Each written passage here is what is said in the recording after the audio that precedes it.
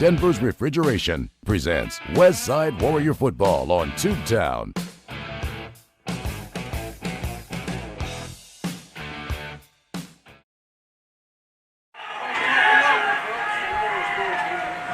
Hello and welcome. Andy Manus and Blake Gwynn here with you tonight on the campus of Greene County Tech for week 0 of high school football in Arkansas. Thank you for joining us tonight on Tubetown. It's Greene County Tech hosting the Westside Warriors in the first game of the year. The weather has cleared up, and Blake, we could not have a better night for football on our hands. It's good to have a night of football. You said it, in a beautiful night at that. The way things were looking yesterday, nasty evening. Things so uncertain for months. We didn't know if we would be here, but we are here. It is pretty, and it's going to be a good night of football for us.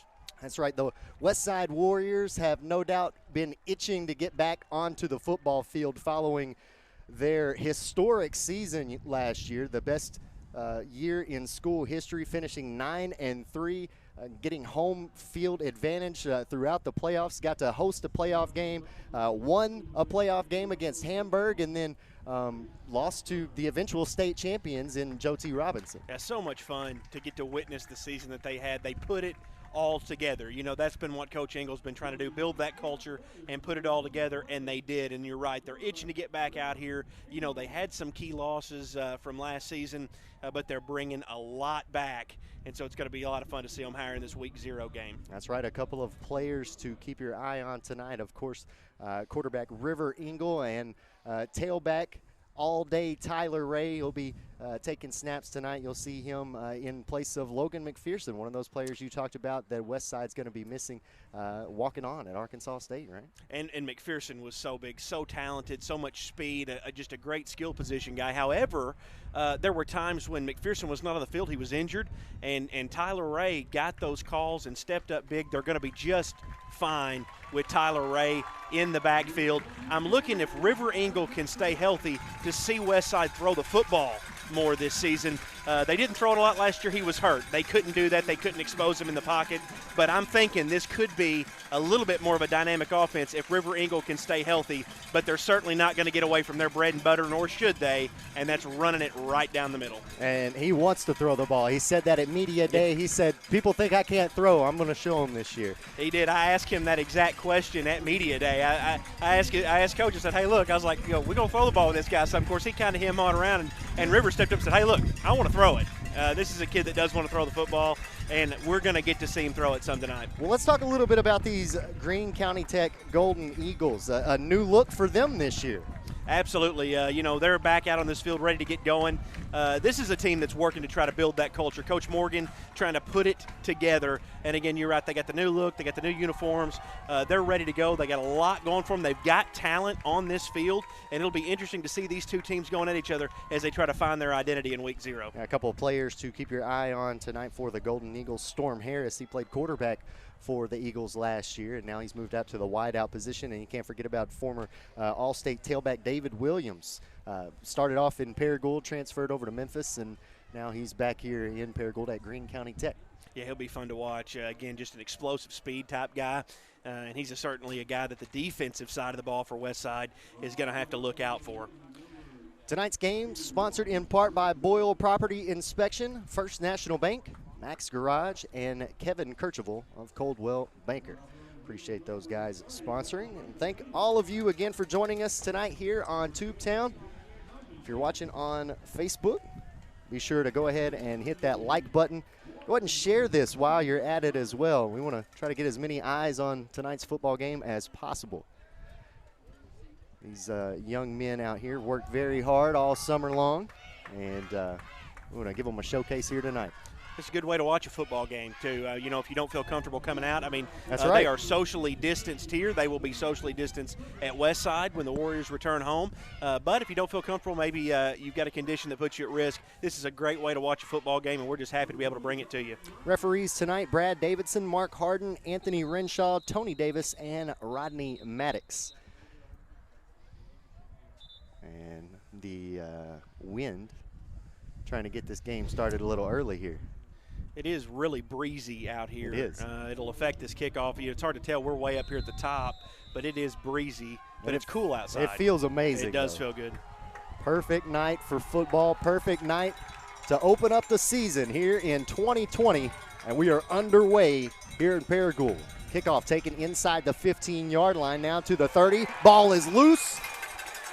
Scrum for the loose ball. We'll see who comes out with it. Westside seems to think that they have it. Well, you need a big break. Big break there for your Westside. You know, that is something in the past this team has had struggles with, and that's turning the football over. They play so well in so many different facets of the game, but they have occasionally struggled with the turnover. They caught a break there. Time to pick it up and move on. Can't think about that and go for it. That's Ashton Rasden on the recovery there for the Warriors. That is one thing. You're absolutely right. We saw especially Logan McPherson struggle with a lot last year was ball security, and so we certainly hope that that's something the Warriors have worked on over the offseason. We do have a penalty flag down at the 25-yard line, and it looks like it is against Westside, so that return will be negated, and this one's going to be backed up inside the 20. They'll spot it at the 16. Looked like a holding penalty there on Westside. So they're back, like you said, around the 16-yard line. Pretty good recovery from that point forward. They weren't going to get a decent spot, but now they're backed up 10 yards. Ingles steps under center. 3 backs in the backfield. Tyler Ray standing on his own 8. There's a handoff right up the middle. Bouncing off a couple of defenders there is Darvin Fowler. Looked like a little bit of an option there for, looked like he had a read for River Engle, decided to hand it off up the gut, and that's what they do best. Well, and that play right there is what we saw all day. Tyler Ray carry this team quite a few yards on last year. So they've seemed to found somebody to step in his shoes while Tyler Ray has to fill the shoes of Logan McPherson. 2nd and short coming up. Ball spotted on the near side hash mark at the 23-yard line. 3 down linemen coming for Greene County Tech, and they jump a little bit early. Jacob Mayberry, the guilty party there. Good cadence there on the offense. That's one of those cases where good timing on the offensive side of the ball forced the defender to jump offside. He was there. He was being aggressive. And with a good cadence, that'll get you from time to time. And River Engle did just that right there. Makes it 1st and 10 now. Ball spotted at the 28-yard line. There's the handoff all day. Tyler Ray running to his left. Upended by a defender at the 35-yard line. Excellent tackle in the open field. Oh, that was a good hit. Made by Matthew Webb. Makes it 1st and 10 now. Ball spot. To hang on to the football. He got upended completely with a good, nice form tackle there at the legs. But they still move the football, and that's what Westside does. It's so many of their plays will be nothing special, but they're picking up 6 to 8 yards on most plays. Yeah, 8 yards on that run right there. 2nd and 2 now coming up. 3 down linemen. There's the handoff back to Ray. Ray, 1st down yardage across the 40-yard line down to the 43. And all day Tyler Ray doing what he does, moving the chains. 2 plays, and there's your 1st down. They get half of it in one and then the rest of it on the other, and that is where they will kill you. And then what happens here is Greene County Tech can sell out some on the run, but you got to be careful because River Engle can throw the football, and just about the time they get you to sell out, they'll drop back and throw it deep on you. Yeah, we've got his brother Kessler Engle out at wide receiver at the top of your screen. Kessler can catch it. It's Fowler, Garner, and Ray. Ray takes the handoff, runs right into a couple of defenders for the Golden Eagles. And a good stop on defense for Greene County Tech. 2nd and 11 coming up. So that's what I'm talking about. They snuffed out the run play. They collapsed on where it was. That was a good read defensively. But what makes Westside so tough is you can sell out on that run play so many times, and you'll get that Engle combo, and they'll hit you with it. So we'll see how Tech continues to play this defensively. Well, every play they've run so far has been to the left side. Could be working something to the right here soon. There it is. There's Garner on the handoff. Hurdles one defender, makes it down to the 45-yard line, and he is going to pick up about 4, maybe 5 yards. It should be about 3rd and 7 coming up. Once again, like you said, they go to the other side that time. Greene County Tech's loading up the box, but they can throw it at you several different ways, and River Ingles experienced. He's good with the ball fake. And, again, they'll pull out a play action on you if you're not careful, and the Eagles have to be aware of that, and they are, which is how they pick up 4 or 5 yards on these run plays. Staggered I formation. Kessler Ingle at the top of your screen. There's the quick handoff to Fowler. Fowler's running to his right, and he is bottled up right on top of the Golden Eagle logo at midfield. 4th down coming up, a good stand on 3rd by the Golden Eagle defense. That's multiple good defensive plays there for Greene County Tech. Made the adjustments on what they were doing. Westside changed up their looks a little bit, but good adjustments defensively to get a 4th down situation. We'll see what Westside decides to do with it here. Well, another thing for folks to keep in mind is neither of these teams scrimmaged last week, so kind of coming in here, without a ton of reps and practice and preparation for tonight's game. If you're Greene County Tech, you're looking for a big stop here. That'd be a good way to get your season started against a tough offense.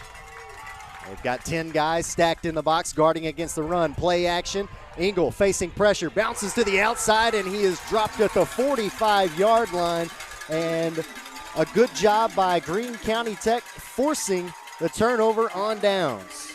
That is a great tackle there. He stayed in place, kept his feet underneath him, and then makes the hit, grabs him and pulls him down. That's an open field tackle. Very, very impressive for a turnover on downs. You got to feel really good if you're Greene County Tech opening up the football game this way. So a 1st and 10 now coming up for Tech. Ball spotted at the 45-yard line of Westside. 2 backs in the backfield. There's the handoff, running to the right at the 45, the 40.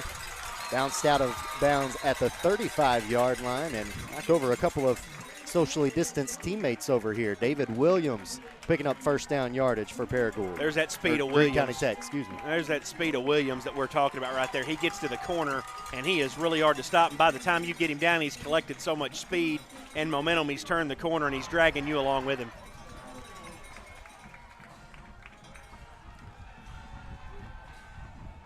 So now 1st and 10, ball spotted at the 34-yard line. Back to Williams, running to his left this time. Stutter step, trying to find a hole to run through, and just manages to get back to the line of scrimmage. The Eagles, if that play is going to be successful, they're going to have to be a little bit cleaner in the backfield. Westside knew exactly where that play was going. They knew it was going to the left side. They collapsed on that left side. As athletic and fast as Williams is, when there's 7 guys around you, there's not a lot you can do. Well, this is an offense that struggled a little bit last year to find the end zone. Only averaged, I think, 17 points per game. And there's talent there. There is a lot of athleticism. Back to Williams, running to the right. Looked like he was getting ready to shake free there, but able to pick up half a yard and no more. 3rd and long coming up. Again, good showing by the Westside defense here. Williams is that type of guy. He can get inside of those tackles like that. You think he's done, and all of a sudden he busts out the other side and he's gone. So, again, they're collapsing on him. They're keeping their feet underneath him, making good, solid tackles. We'll see what look the Eagles throw at him here on 3rd down.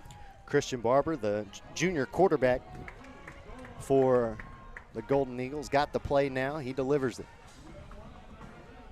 Shad Vaughn goes out wide in the slot position on the far side. 2 backs in the backfield for Barber.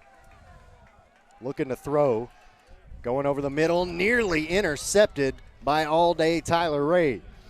That's the interception that you're looking for all season long. If anybody on the defense catches it, that's the guy you want to catch it. That's the guy you want to catch it, but he looks up and the football's literally hitting him in the chest.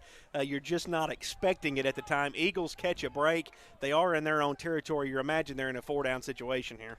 Yeah, a little bit too far to kick a field goal in most situations here, and a little too close to punt it away. So here we go, 4th and long. From the west side 30-yard line. It's a handoff. Williams running to his right, trying to find the edge. He's got it at the 30, but he'll jump out of bounds at the 25-yard line. It's not quite enough to give the Golden Eagles a 1st down. So 1st and 10 coming up now for the Westside Warriors. They get the football back after a nice defensive stand. I'd like to see David turn and try to cut that back upfield. He went out of bounds. It was 4th down. You got to do everything you can to get to that first down marker. Again, if he'd have cut that back upfield, as athletic as he is, he might have stood a chance, but instead takes it out of bounds there, and Westside's got the football back. 2 good defensive stands there against 2 good offenses for each side. So we'll see what kind of looks Westside throws at them. You know what they're going to do. It's just a matter of Greene County Tech can stop them.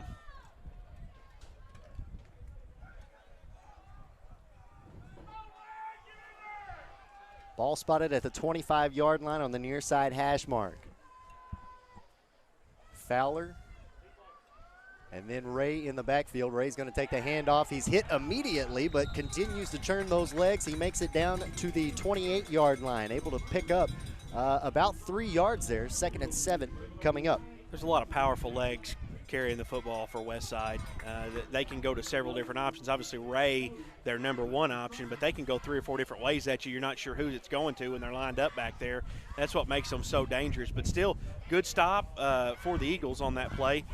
Only about a 3-yard gain. Well, and something I'm going to look for is Jared Garner out of the backfield catching something in the flats, because we've seen he's got hands, played a little bit of receiver last year. Back to Ray, running to the left. He'll cross the 30, and it'll be 3rd and short. There's Ray, just so consistent. He does what he needs to do. He finds the holes. Those plays are well drawn up, and that's what that is. That is the line opening a gap, Ray knowing right where to go, and that's where they pick up that yardage that they need almost every play. And you're right. I was going to credit the offensive line a minute ago. I don't think they got nearly enough credit last year for McPherson's success. Yep. 3rd and short. There's Garner on the option, spinning. He's brought down at the 34-yard line. Not enough to get the first down. It'll be 4th and short coming up. And you talked about the last play being these plays being well designed. You see another example of it right there. And that was it. And that was a good defensive stop for Greene County Tech. That's a tough play to stop. He's so fast. Garner's athletic, and he gets such a short little burst of speed, and he comes around the corner of the line so fast. It takes a quick adjustment by the lineman to get on top of him before he's by you. Well, and Engel does such a good job of hiding that option when he turns his body as well. He does such a good job of executing both the option and the play fake. We'll see what they have here on 4th and 1. Fowler moved early, got a little push on the quarterback sneak, and we'll back it up 5 yards and have a 4th and 6 coming up. That's it's tough right there, because you almost know Westside's going to get the yardage they need on 4th and short right there. They've got a million short yardage plays they can hit, but on the quarterback sneak, you get a little antsy. You start leaning forward. You know you need to get the jump on the defense to get pushed across, and so they jump early right there, and it cost them that yardage. You know, when you think about it, Westside might be one of the hardest teams to stop in a 4th and 1 situation with all of the options that they have. They very rarely get tackled for a loss, and that's why that play's almost a certainty for them. Now they're going to have to punt. 1 man back deep to return for Greene County Tech. They bring a little bit of pressure. Punt gets away cleanly. It'll take a bounce right at midfield, and the Westside will let it roll down to the Tech 48-yard line. Greene County Tech, good field position. Start their next drive. Yeah, 3 and out for their defense. And that's a good defensive stop. Got a little bit of a break on the penalty there, but that is a good defensive stop. And we'll see kind of what they're going to throw at the Westside defense there. Westside taking a stand against their offensive set the first time out. Dependent heavily on Williams, as they should be.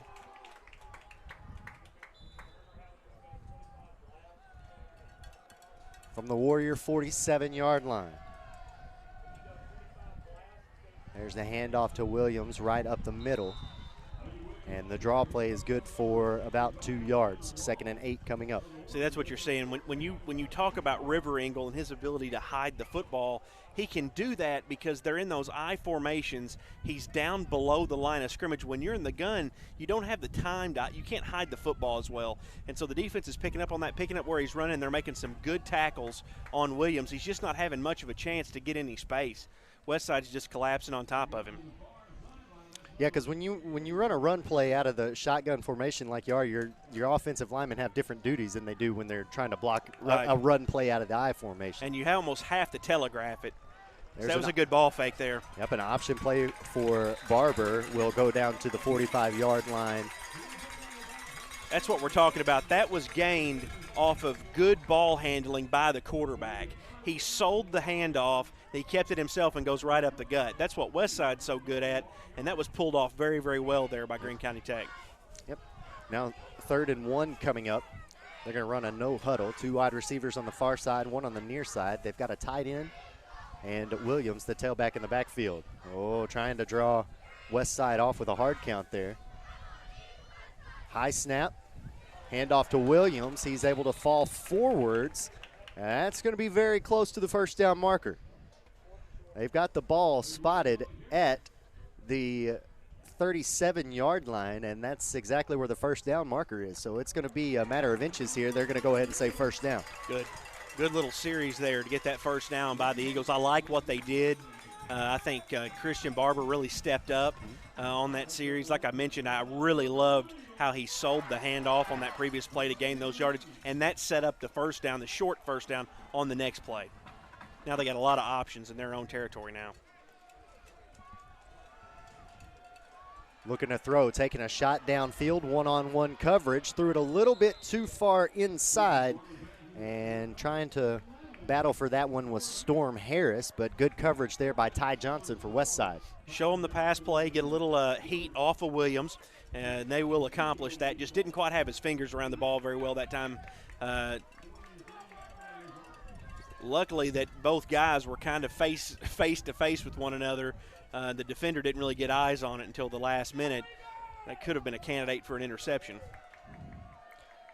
4 wide receivers now for Barber. He's going to throw to the far side of the field. Got a man at the 40, now the 35. First down, Tech.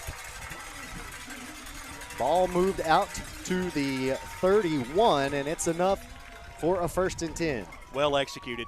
Just the way they drew that up, everything worked out perfectly. They get the yards they need, pick up the first down, and it paid off for them. Rex Jernigan on the reception, the senior wideout for the Golden Eagles.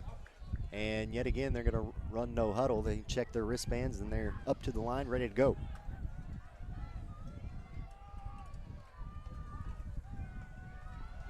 Again, a 4 wide receiver look for Barber, looking to throw to his right. This time he's going to tuck it and run. He's at the 30, slides down at the 24. Some of the Golden Eagles here on the sideline want a flag, saying that hit came in a little bit late after the slide. That's pretty close to a first down, though. Very good heads-up play there by Barber. Decides to keep it big, wide open hole. That's one of the reasons why they call it the spread, is it had everybody spread out, and he had a gap right up the middle and just ran through it. Good heads-up play there for him to keep it, and then gets down, and now they've got a lot of options here to get this short yardage first down. Yeah, got to have a spy in situations like that, and the Warriors did not have one. 2nd and 1 coming up. Going to throw again, looking for Vaughn, and Vaughn can't haul that one in. Good defense played on the other side of the field. I think that's Colin Lozano. That was good defense. Or on the coverage, rather. I mean, he had his hands in there. You could tell if Shad Vaughn gets his hands on a football, he's going to catch it. And the thing about it is, when he had his hand in there, and that's good defense, not drawing the pass interference penalty and breaking up what would have been an otherwise pretty easy catch. Vaughn now lined up here on the near side, and we've got a Tech offensive lineman who jumps a little bit early there. Oh, that's the last thing you wanted. You've got momentum going. You've opened your playbook a little bit, and now we're backed up 5 yards on 3rd down. Really hampers what you can do in that short yardage situation.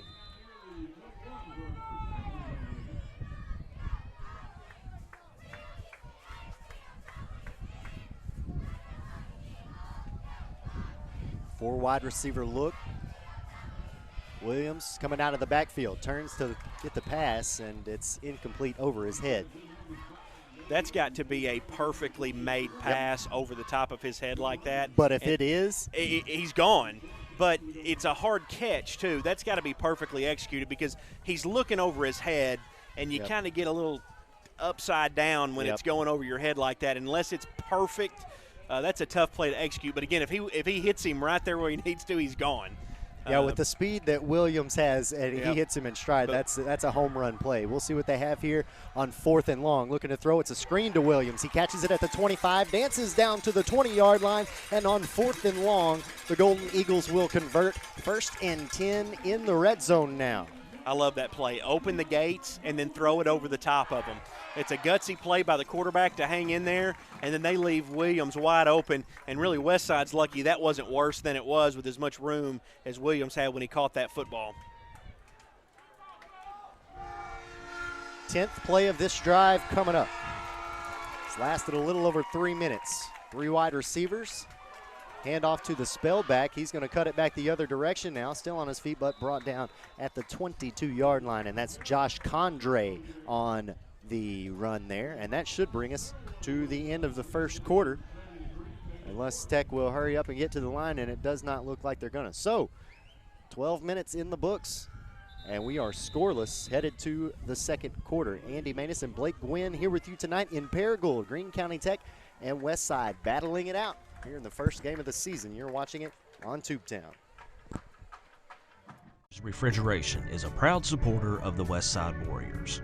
Just like the Westside School District strives for excellence by engaging learners, empowering minds, and educating all, Denver's Refrigeration strives for excellence by providing you with knowledgeable staff, quality workmanship, and speedy service. At Denver's Refrigeration, we believe it's a great time to be a Westside Warrior. Denver's Refrigeration, 3501 East Parker Road in Jonesboro. Andy Maness and Blake Gwynn here with you tonight. Greene County Tech and Westside going at it here in week 0 of high school football in Arkansas, and that is also the score, 0-0 as we start the second quarter. Blake, a good competitive first quarter between these two teams. Yeah, there's no score, but I don't want anybody who might be just joining us to think this has been a boring football game. It definitely hasn't. We've seen the offenses open their playbooks just a little bit. We've seen really good defensive efforts so far, and Greene County Tech really found their footing on this offensive drive. I'm excited to see what they can do here from a second down standpoint.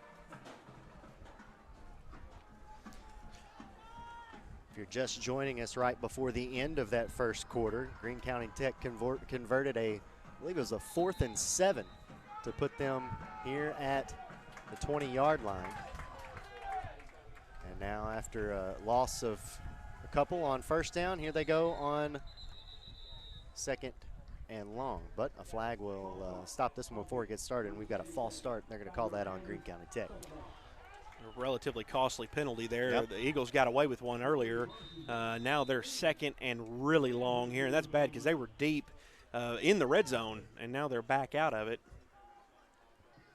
Yeah, all the way back now at the 27-yard line. So it'll be 2nd and 17 now. Gonna throw. Caught by Jernigan at the 20-yard line, and Tech moves it back down inside the red zone. Well-delivered pass there, did exactly what it was drawn up to do. You'd like to see some yards after the catch, but again, a very well-delivered pass play, and Barber's shown he can execute those short yardage pass plays. The Eagles can find a little money on that tonight if they keep doing it. Well, and used him as a little bit of a decoy there. They didn't really sell out on the play action, but they it was a play action play. They faked the handoff to Williams and went out to Jernigan here on the outside. Here we go, 3rd and long, looking to throw to the inside, going to the end zone for Vaughn, and it is incomplete. 4th down coming up. It'll be 4th and 8. Overthrown just a little bit, but Barber did have his hand around the football a little better that time. He can throw the football, and we'll see him do that a couple more times tonight. He's got some receivers that can catch the football. Didn't work out for him that time, but we're going to see a field goal attempt here for the Eagles.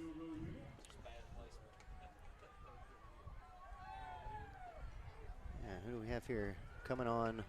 It's Reese Middleton for the Tech Golden Eagles with 11:19 to play here in the half. Here's Garner coming with pressure, nearly got to the football. Kick is away, and it's good.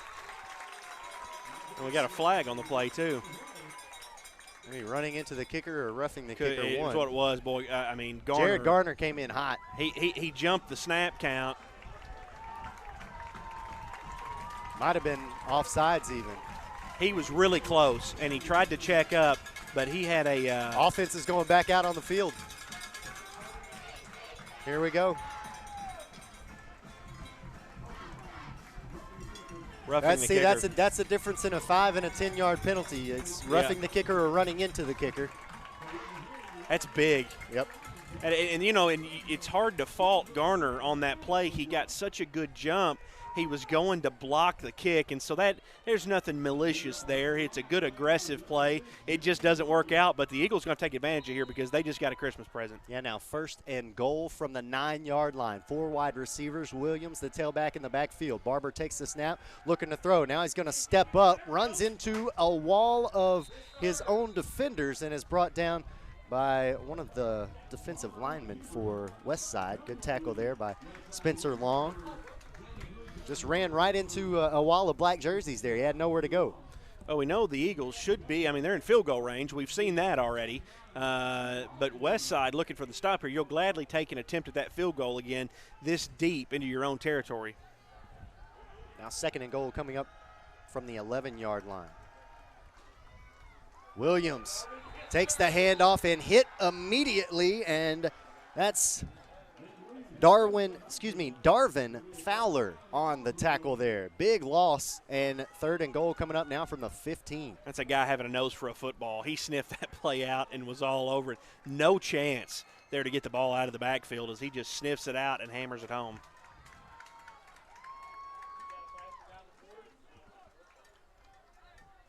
Plenty of time left on the play clock. 18 seconds left. 3rd and goal from the 14.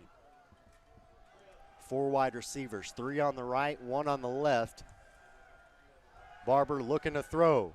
Going to Vaughn. Vaughn catches it inside the 10, fighting for the 5-yard line. And that will be 4th and goal. Threw that a little bit behind Vaughn there. If he'd have hit him in stride, Vaughn could have had a chance for some yards after the catch. But a good, again, well-executed pass play. They pick up the yards. We'll see what they do here, if they want to go for the end zone or they've got the field goal in their arsenal. But, you know, they may feel like they've got the weapons to be able to punch this into the end zone. Low-scoring game like this, I like the points, quite frankly. Last year's game was decided by 3. It was an 18-15 final in favor of Westside. 4th and goal, they're going to go for it. Barber hands it off to Williams, running to his left, avoids one defender, trying to find the corner. They're going to hem him in at the 10, and Westside will get the ball back on their own 10-yard line. Good defensive effort there by Westside. Get the big penalty. You get off the field escaping with what you thought was a field goal. They come back in a 1st and goal situation, and then they stop them. Would have liked to have seen the field goal there from Greene County Tech, but, you know, they go aggressive. They play it aggressive. You know what? You didn't know you were going to be here. Could be a short season, so let's go for it. But Westside shuts them down, and the thing about it for Greene County Tech, though, is that they've got Westside now pinned deep back in their own territory. So the other thing about that is, though, if Westside goes on a drive, as they're prone to do, they could eat the rest of the second quarter. That was a 17-play drive shut down that ends in no points after 3 get taken off the board because of a penalty. And you're absolutely right. That does play in Westside's favor. And you could look to see them try to milk out this clock here in the second quarter, considering they got the ball first here in the football game. We've seen Westside go 90 and eat 10 minutes off the clock. They've done it before. We've also seen them go 90 and eat 20 seconds off the clock. So exactly, yeah. We'll see what happens here. Ray coming out of the backfield. Garner in front of him. Fowler in front of him. It's Ray coming across the 10-yard line, tripped up at the 11. Good for a gain of about a yard. 2nd and 9 coming up. Good defensive stop there to get Tyler Ray. He had a lot of speed built up. Good tackle. Got him by the legs. Brings him down. Very little yardage gain, about 2 yards on that play. That's what you're hoping to do if you're the Eagles is keep away from 5 to 8 yards on your first couple of plays, and then maybe see if you can force them into a passing situation, get them to 4th down. Hold them in their own territory here. You want them in a situation where they've got a punt, preferably near their own end zone. Well, one thing they're going to have to keep an eye on, specifically Matthew Wells, don't creep too close to the line. He's standing about 10 yards off the line right now, and that could be prime for play action like we see right here. Engel steps up in the pocket, jukes a man at the 15-yard line, and makes his way down to about, jukes a man at the 10, makes his way down to about the 14-yard line, rather.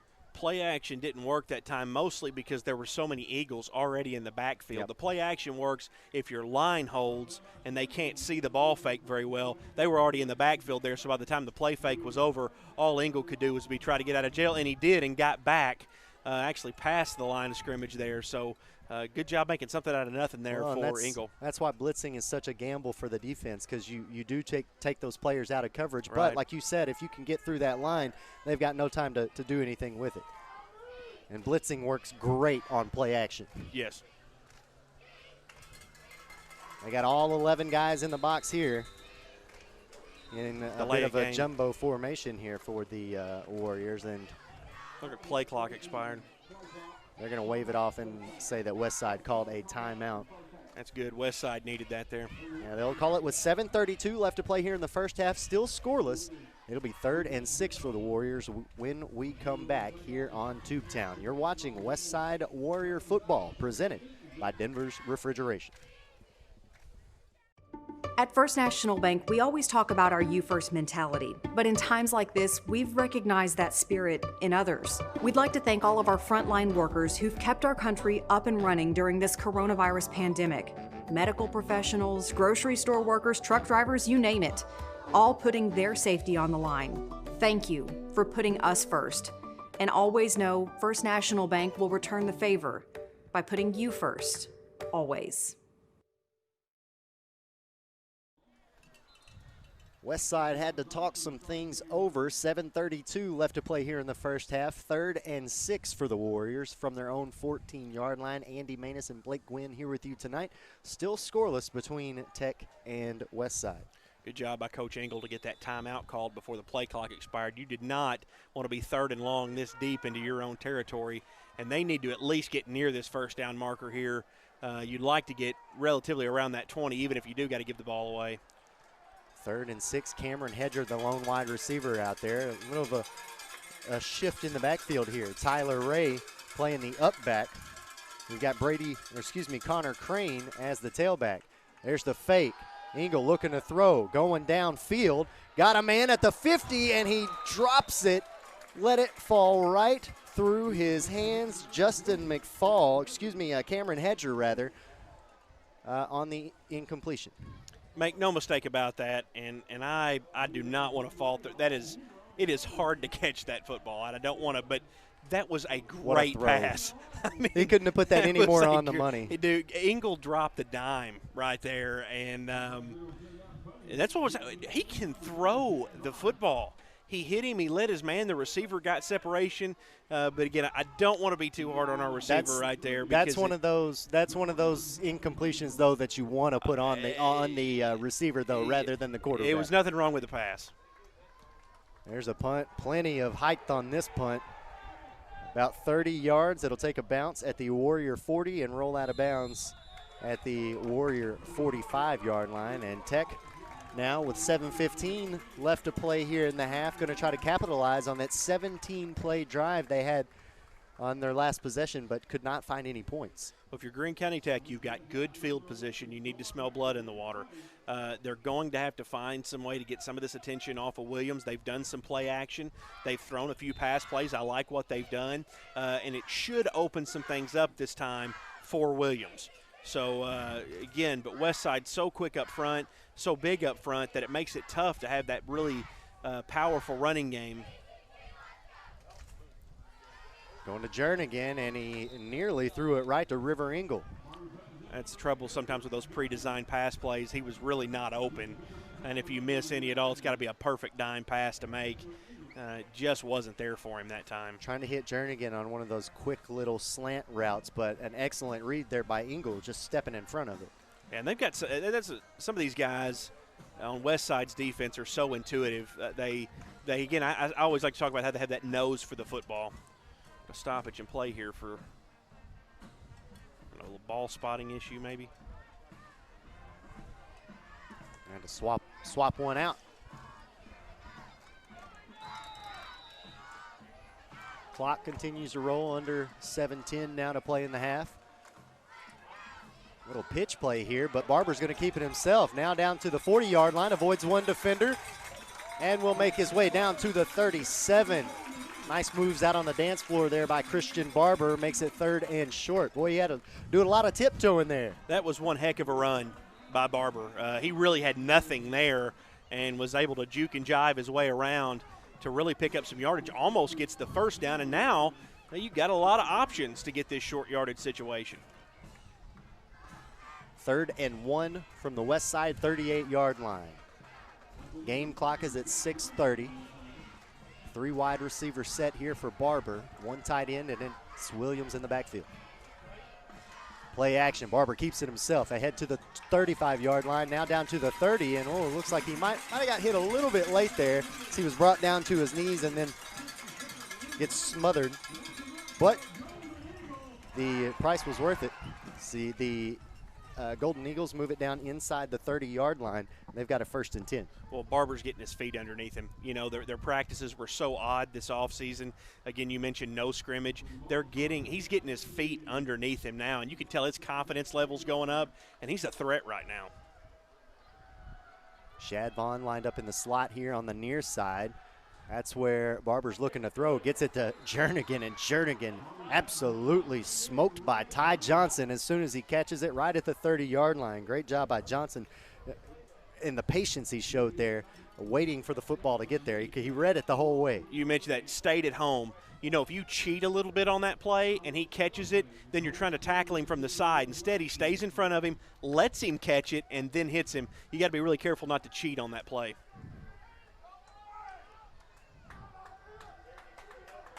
Two wide receivers bunched up here on the near side for Barber. He's going to give it to Williams. Williams following his blockers up the middle at the 25, bounces to the outside. He's at the 20, he's at the 15, the 10, the 5. He's going to make it to the end zone. Touchdown, Tech. We got a flag. Back around the 15. If that holds, that is the play you're looking for with Williams. That's what he can do. And I bet that one's coming back. Well, credit the offensive line there, and maybe that's why there is a flag, because they got an excellent push on the front 4 of Westside to give Williams that space he needed to go forward and then bounce outside. It's line judge Mark Harden made the call. That may be what we have. And they're marching it backwards, so looks like that's what it's going to be. Well, I tell you, the 2 guards in the center got such a good push. Personal foul. Oh, wow. It's a legal contact, so it's a 15-yarder there. Maybe like hands to the helmet or something it may like have that. been. It came out actually almost after the play was over. It was very late, and Mark Harden threw that flag. I wasn't really watching it, but I saw him toss his flag. It was almost about the time Williams went into the end zone. Boy, that's costly. But, you know, that's what he can do. That's the play you're looking for out of Williams. That threat is there this entire game. He could do it again right now. Now 2nd and 12 from the Westside 30-yard line. Play action. Barber, it's a screen to Vaughn. Vaughn catches it at the 25-yard line and is brought down at the 20, a pickup of about 10, and it'll be 3rd and 2 coming up. What a well-designed bubble screen that was. Shad Vaughn came out of nowhere to catch that football. I love that. Westside ran a similar play a while ago. I love that play. Like you said, that little bubble screen, let him through, go over the top, then set the block back in front of him, and he did just that. And like you said, I don't know where Shad Vaughn was, if he just came out of the turf or if he blended in. He was hiding in the shadows there, and he just stepped out and caught the football, and now Tech has it 3rd and short. Vaughn is lined back up in the slot, and Westside showing pressure, and they showed a little bit too much there, and it's going to be 1st down, Greene County Tech after the penalty. I'm telling you, Barber is getting his legs and his confidence underneath him. And again, that is a quarterback, well-designed, well-trained offensive play when you get a defense that's as well-coached as Westside to jump off sides. Yeah, we're seeing quite the battle here between Barber and Engel, a nice little quarterback duel here in the first half. Barber looking to throw, facing pressure, steps up, hits Vaughn. Vaughn taken down just shy of the goal line. Might as well call him Velcro Vaughn. They're right. He can pretty much catch anything that comes to him. I'm going to tell you something. They've got a good group of receivers, and if Barber, which is what we're seeing, can get this confidence and poise underneath him, Westside's got to be over there going, uh-oh, this is not what we wanted, because if he can hit these guys, they can catch the football. And again, we're seeing a confident quarterback with some receivers that can catch the football, and it's paying off right now for the Eagles. Vaughn is now lined up on the outside, maybe trying to get a little back shoulder fade here to the near side. Play action. Nope, they're going to give it to Williams. Williams takes it. Very close.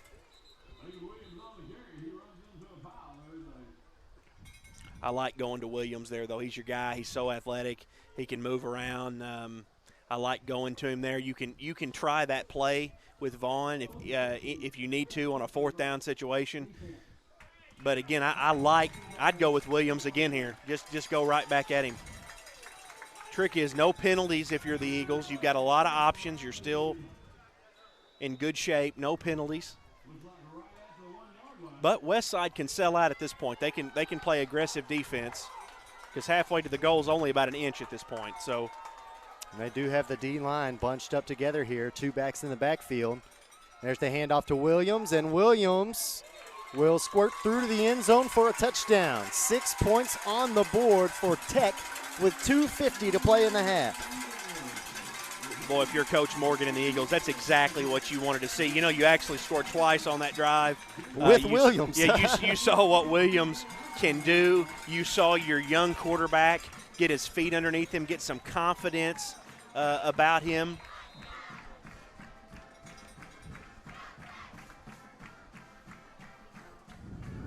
Not a lot of practice for these guys again. So when you get your quarterback goes out there, he's a little shaky, hasn't had the run-throughs he needs, and they faked it here. Fake here, looking for the end zone, but what a great hit over there on the far sideline. And that was Kessler Engel over there laying the lumber and guarding the end zone against the 2-point conversion. That was Josh Condre who attempted that. And well, he got his bell rung over there. Now, Kessler will put the hurt on you. And he likes to hit and he likes to fly around on defense. Good job sniffing that out there. The Eagles were smelling blood in the water. I like the play call, but the Warriors defense not napping, not licking their wounds. They get a big stop there. But, boy, you got to feel good. If you're Coach Morgan and the Eagles, you've got to feel good about that offensive set, about what you saw out of Barber and Williams and Shad Vaughn. It goes to show you this team can score against a tough Westside defense. Now, if you're Westside, you can move on. This is a small deficit, just a 1-score game, and we know they can move the ball and do some damage. That was a 7-play drive for Greene County Tech. Like you mentioned it, they did score twice on that drive, had one of those touchdowns called back for a penalty. 45 yards they drove to get that score, and now with 2:50 left, they kick it away. Great kick. Westside's got to go back to the 1-yard line to get it. They pick it up. Ty Johnson gets hit inside the 15. And what a way to introduce yourself on special teams there with that big hit. That'll get you some playing time on defense, earning your spot on special teams. And I'll tell you, that was a good job hanging on to the football there, too, because he got hit really hard. That's not what you wanted to happen on that kickoff. It got by him, then didn't get into the end zone. It just kind of sat around the 2-yard line, so he had to pick it up from a dead stop, and the Eagles collapse on him. Good special teams play. Now we'll get to see if Westside can put together a little over a 2-minute drill here to try to get into the end zone. How about that kick by Reese Middleton? That was a pretty good little boot there for the kickoff. 1st and 10 from the 15, and referees had to bump the play clock back up. I think it got an early start there. Now it's ticking down from 25. Different look here for the Warriors. They've got 3 wide receivers. You said it, a 2-minute huddle or 2-minute offense here. Stepping up in the pocket, throws it out to Kessler Engel. Kessler Engel trying to tiptoe these sidelines, and he'll get knocked out of bounds at the 25-yard line. Kessler Engel's similar to Shad Vaughn in a lot of ways. Really athletic, really fast, got good hands. Again, Westside doesn't throw the football a whole lot, but Kessler is a good hands guy out there. He's a weapon out there. Him and Shad Vaughn remind me a lot of each other, and they've kind of got those 2 guys in the slot. He was able to get out of bounds, obviously, and did get first down yardage. They stopped the clock with 2:35 to play in the half. Westside with 2 timeouts remaining here in the first half. And back to the shotgun formation. All day Tyler Ray in the backfield. Jared Garner comes out wide. Cameron Hedger in the slot. Oh, jumped into the encroachment zone there. or the neutral zone rather, for encroachment. I've seen that a couple of times here. Defenses wanting to be aggressive. We haven't. I think we've had maybe one false start, but most of them have been defensive offsides. We've had, I think, at least 3 offsides penalties. That's what I'm saying. So they've all been offsides penalties, which means that offenses staying at home. It's the defense that's jumping. We've had a couple of false starts here tonight, but there it is again. Oh, and he's mad about it. Oh, he was. Yeah, he's upset real with himself. Aggravated with he's himself upset there. with himself there. He knows what he did, but Zion Brown, the guilty party there. Give yourself some credit to the West Side there. That is offensive induced. You know, a lot of people think those are unforced errors. I guess technically they are, but that offense can really play some tricks on you. They've got some things they can do, try to draw you off sides. And Tech just had to call a timeout, and I think they had too many men on the field there. They were trying to get Zion Brown off the field, and he wasn't coming out. So 2:34 left to play here in the first half. We'll take a quick timeout alongside them. 6-0 is the score. Greene County Tech leading Westside. You're watching Westside Warrior football presented by Denver's Refrigeration here on Tubetown. Home is probably one of the most expensive purchases you will ever make. Don't let anyone talk you into skimping on the home inspection. Certified Master Inspector Scott Boyle of Boyle Property Inspections, LLC, performs the best residential and commercial inspections. When it comes to hiring an inspector, why not hire the best of the best? Hire Scott Boyle, a certified Master Inspector. The right inspector, right away.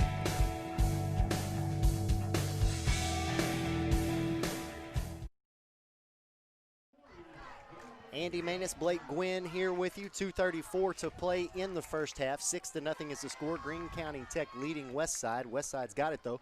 1st and 10 from their own 35-yard line. I think something you're seeing here a little bit is that, you know, Greene County Tech's got some experienced guys on the field. And when you had a weird off season, it's going to take you a little while to get started. With Westside, got some of these young guys. Engel steps back to pass, fires over the middle, caught by Garner at the 45-yard line. Stretching out to the 41, and Garner was wide open downfield, and an absolute dart delivered by River Engel. He delivered that ball like a college quarterback. He really did. Delivered it, and it was caught very well by Garner. I think Garner was a little surprised on how quickly the ball got there for that BPI first down. Yeah, I mean, he delivered it, and that was good looking. I love watching this kid throw the football. We don't get to do it very often, and it works for them the way they do it. I'm not questioning their offensive scheme, but when he does throw it, he throws it. 2 minutes remaining now. Nearly got Tech to jump off sides again. Again, Garner on the reception, catches it just shy of the 35-yard line. Did he get out of bounds? I didn't see him say keep the clock rolling, so I think he did. 1:55, that will stop the clock. A little flag here. Oh. Looking like it's coming back, maybe.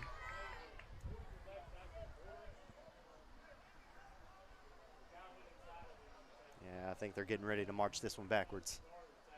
That was a well-thrown pass by Engel, though. I mean, he threw it to the outside. Led him. Holding. Yeah, he threw it to the outside. Defender was on the inside. It let him get some yards, but Goodness. 3 penalties here on this drive. 2 against Greene County Tech, and now this one here against Westside. And you just don't know, I mean, the circumstances surrounding the practice time that they've had, because I will tell you, Westside is well coached. They don't get a lot of penalties on them, but this has been such a strange offseason. Westside's playing a bunch of sophomores, and that's what you're seeing some of right now. They'll get their feet underneath them and be just fine, but it's going to take them a minute. Again, I can't stress enough how strange this offseason's been. There's a handoff to Hedger. Hedger absolutely smothered at the line of scrimmage, driven backwards at midfield. They nearly put him backwards 5 yards. If you don't think momentum is not a thing in sports, some people think that's a myth and they don't know what they're talking about, because Greene County Tech's got the momentum. Their offensive momentum carried them over to the defensive side, and man, they're ready to play right now. They're flying around, they're fired up, they're ready to go. 1 minute left here in the quarter. 2 timeouts left for both teams. 2 wide receivers here on either side for Engel. Looking to throw to his right, going to Kessler Engel, and it's nearly intercepted by the Tech defense. just overthrown and nearly into the hands of Payne Greer. That was a little bit of an adrenaline-forced error there by Engel. He threw it really well, but he hung in the pocket. I was about to say, if that would have been caught, how well he hung in the pocket, because he had the defense collapsing on him. But sometimes when that happens, that adrenaline will get in that quarterback's blood, and it'll cause them to overthrow it just because they can feel that coming at them, and they're trying to get rid of it. Well, and it looked like he had that small window to hit Kessler Engel in where he was open. Maybe a cover 2 zone defense out here by Tech. It just kind of floated it on him there. Now 3rd and 18 coming up. Engel steps up in the pocket. Now he bounces to the outside numbers. Stiff arms one defender and will make it back near the original line of scrimmage. 4th down coming up. About 40 seconds left on the clock, so Westside's going to clearly be in 4-down territory, and good opportunity here. You know, you can let Engel throw the football. You can feel confident letting River do it. They're going to punt this? They're going to punt it away. Got the punt team coming on unless they go for a fake here. Got several options, but with a good punt, it guarantees the Eagles won't hurt you unless they're just a huge play. So probably the smart play here by Coach Engel to go ahead and punt it away, see if we can pin the Eagles back here. Great kick. Fair catch called for. And the Tech Eagles will take over at the 21-yard line with 35 seconds and 2 timeouts. That's what you're looking for. You get them back on their own 20. Now they've only got that 35 seconds left, and they can't hurt you again. And, again, if you're Coach Engel, you're confident enough in your ability to make a halftime adjustment. You're only down by 1 score. Now you just need your defense to do a job for the next 35 seconds. The time is on your side. And go in the locker room, make you a quick adjustment, kill some of this Eagle momentum, you know, because you talk about the momentum I just mentioned. If the Eagles come up with a big stop right there, they're 35 seconds of good field position with a lot going for them. So that punt's absolutely a smart move. 4 wide receivers for Barber. Barber's going to step up. Oh, now he's going to bounce to the outside. Fires it downfield, and I think that was Vaughn on the reception. Nope, beg your pardon, Storm Harris. That was Vaughn, I think. Was it Vaughn? Yeah, it was. 7 and 11 out there. It's hard to tell. It's on the other side of the field. What a catch, that though. That was a good catch. That was a really good catch. And Holy Tech smokes. will call a timeout with 26 seconds left. We'll keep it right here. We do want to remind you tonight's game sponsored in part by Boyle Property Inspection, First National Bank, Max Garage, and Kevin Kirchhoff of Coldwell Banker. Appreciate those guys. You know, I called games here at Greene County Tech when I was in high school. It's kind of how I got my start in TV. And my mentor, my high school TV instructor, Pam Andrews, she sent me a text a while ago, and she asked a really good question, Andy. She said, why is Shad Vaughn not number 8? It's kind of traitorous. I mean, he really should be when you think about it. Kind of doing a disservice to the brand. He's almost got there, but he just didn't quite. He keeps catching the football like that. He can wear whatever number he wants to. As far as I'm concerned, absolutely. He can wear whatever number. He can wear 54, 23. Or number 15, because that was kind of Jim Edmonds-esque there. He did. He laid out very horizontally. That was nice, man.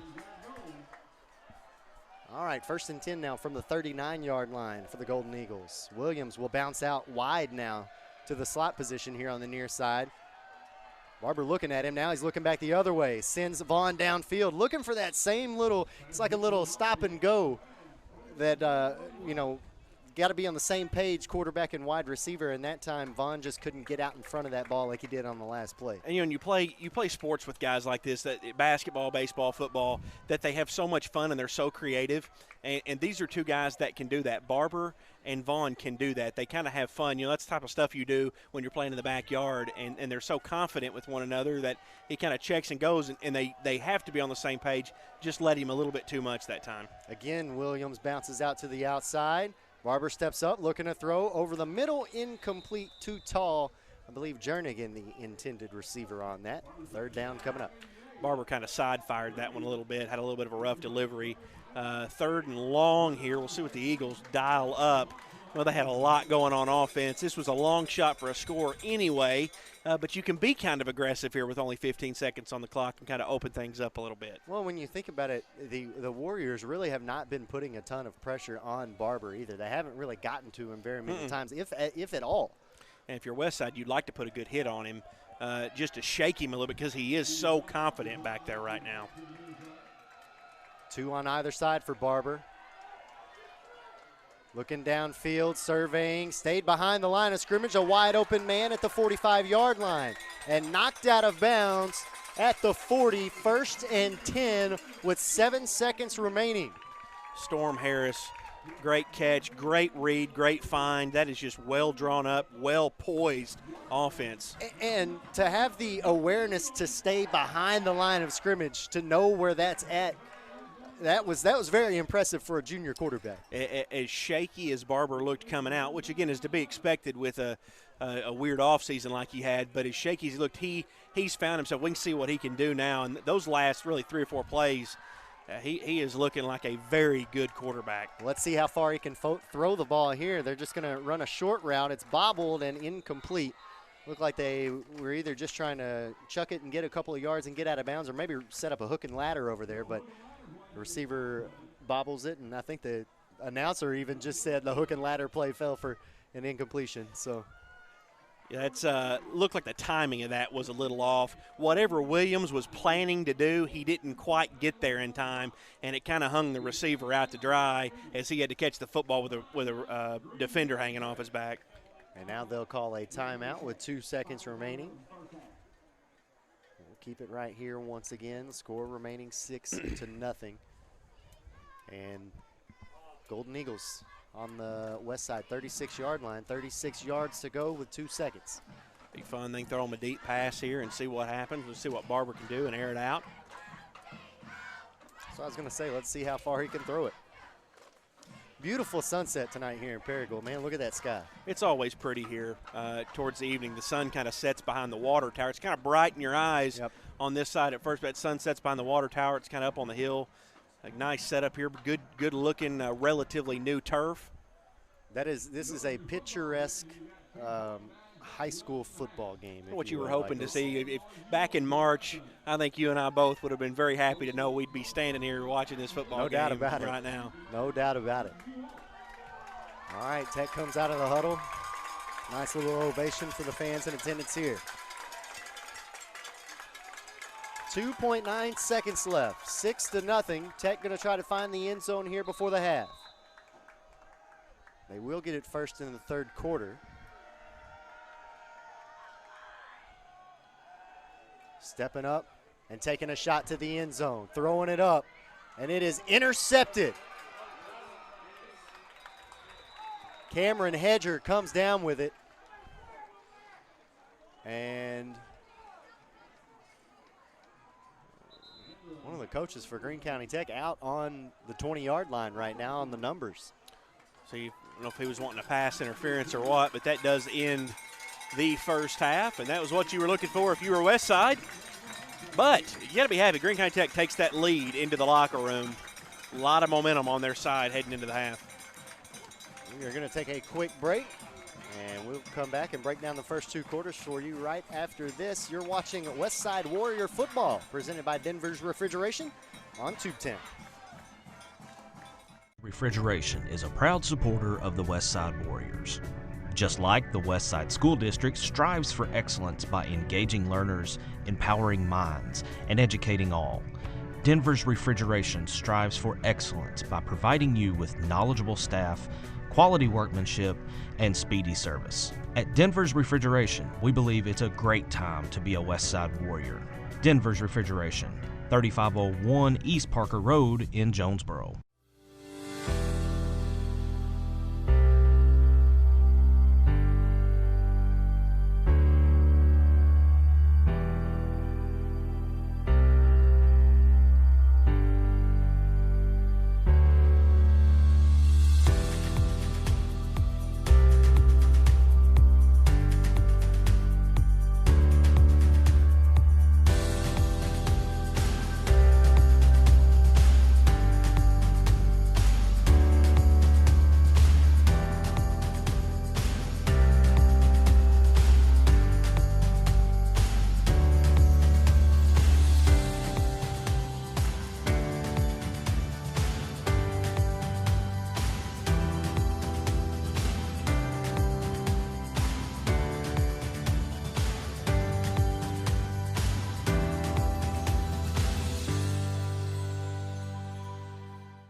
Buying a home is probably one of the most expensive purchases you will ever make. Don't let anyone talk you into skimping on the home inspection. Certified Master Inspector Scott Boyle of Boyle Property Inspections, LLC, performs the best residential and commercial inspections. When it comes to hiring an inspector, why not hire the best of the best? Hire Scott Boyle, a certified Master Inspector, the right inspector, right away.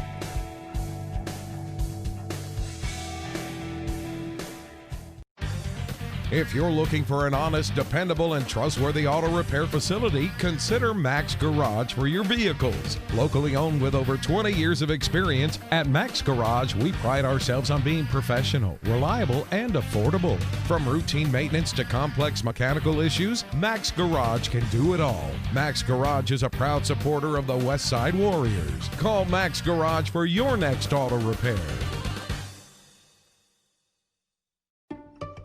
At First National Bank, we always talk about our you first mentality, but in times like this, we've recognized that spirit in others. We'd like to thank all of our frontline workers who've kept our country up and running during this coronavirus pandemic.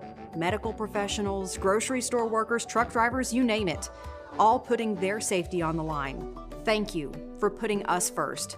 And always know First National Bank will return the favor by putting you first, always.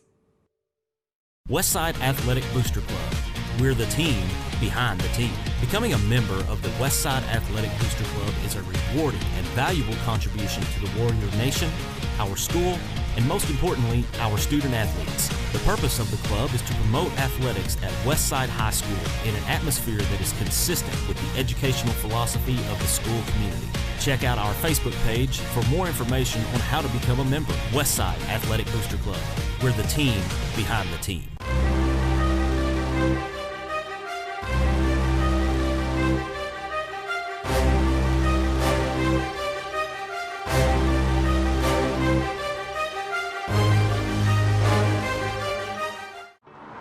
In Jonesboro, we always watch out for each other. We grab an extra can for the food drive. We find the spare change at the stoplight to help make wishes come true. We do the little things. We put on a brave face on our toughest days. And help each other. No one makes us wear these. It's who we are. Now let's do this. And use your hand sanitizer. Be sure to wash your hands. And make sure you wipe down surfaces. And do this. Practice physical distancing. Because it's who we are. We've always protected each other. And meant it. It's who we are. It's who I am. It's who I am. It's who I am. It's who I am. It's who I am. I mask up. I mask up. I mask up. I mean it. I mask up. I mask up. I mean it. At Ritter Communications, we're dedicated to being a caring community partner. We invest in the communities we serve by supporting local nonprofits, academic programs, local athletics, and events that bring us together. We create the connections that strengthen our communities. Ritter Communications, right by you.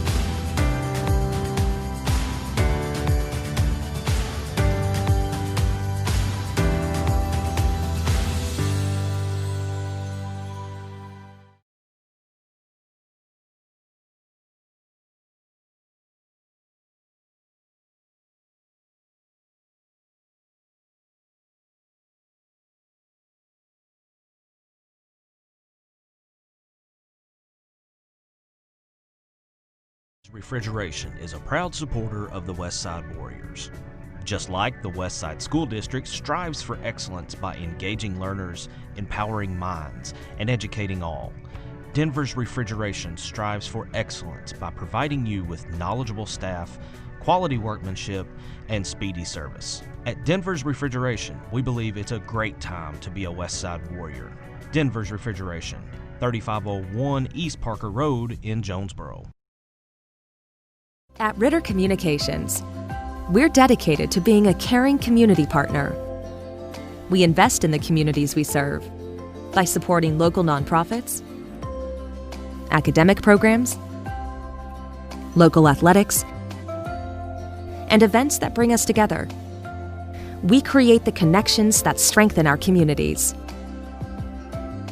Ritter Communications, right by you. You guys are up. Hey everybody, welcome back to the campus of Greene County Tech High School. Andy Manus and Blake Quinn here with you. We have a 6-0 score. I'm going to take these off because it's getting a little bit foggy in here right now, so a little bit hard to see. So, anyway, 6-0 is the score after the first two quarters. Blake, been very competitive. We've talked about it throughout tonight's broadcast, how the preseason has just been a little bit strange and everybody's had to adjust to everything that's going on. But even with all of that, we've still had a very competitive game on our hands, even though the score is only 6-0. No, you're right. And again, it was competitive. We saw two quarterbacks going at one another. And again, the power of momentum. Greene County Tech found their rhythm, and it reflected both offensively and defensively. And they were able to make a lot happen. But again, Westside did a good job. They came down on defense, kept it just that one-score game going into the locker room. And we have seen them make halftime adjustments so many times.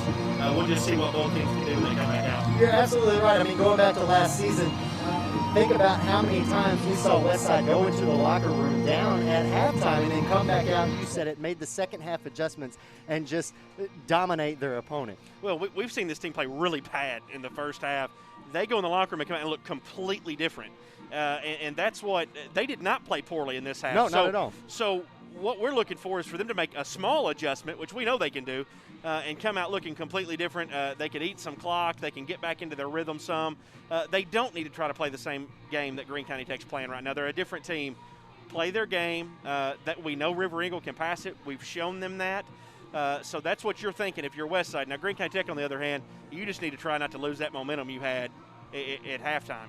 You don't want to lose that sitting in that locker room. But I'm looking forward to seeing these two teams. It's a low-scoring game, but it's been fun so far. Greene County Tech will get the ball first to start the second half. Again, they lead this one 6-0. A lot to continue to talk about as we continue to break down the first half of play. We're going to go ahead and take a quick timeout. When we come back, we'll continue to talk about the first half and get you ready for the second right here on Tubetown. You're watching Westside Warrior Football presented by Denver's Refrigeration. Refrigeration is a proud supporter of the Westside Warriors. Just like the Westside School District strives for excellence by engaging learners, empowering minds, and educating all, Denver's Refrigeration strives for excellence by providing you with knowledgeable staff, quality workmanship, and speedy service. At Denver's Refrigeration, we believe it's a great time to be a Westside Warrior. Denver's Refrigeration, 3501 East Parker Road in Jonesboro.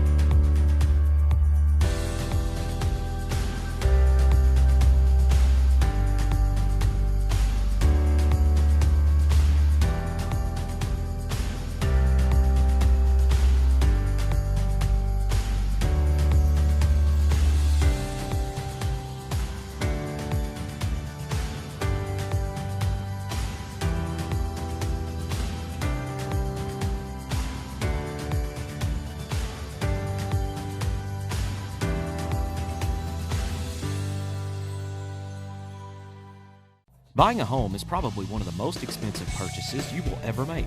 Don't let anyone talk you into skimping on the home inspection. Certified Master Inspector Scott Boyle of Boyle Property Inspections, LLC, performed the best residential and commercial inspections. When it comes to hiring an inspector, why not hire the best of the best? Hire Scott Boyle, a certified master inspector, the right inspector, right away.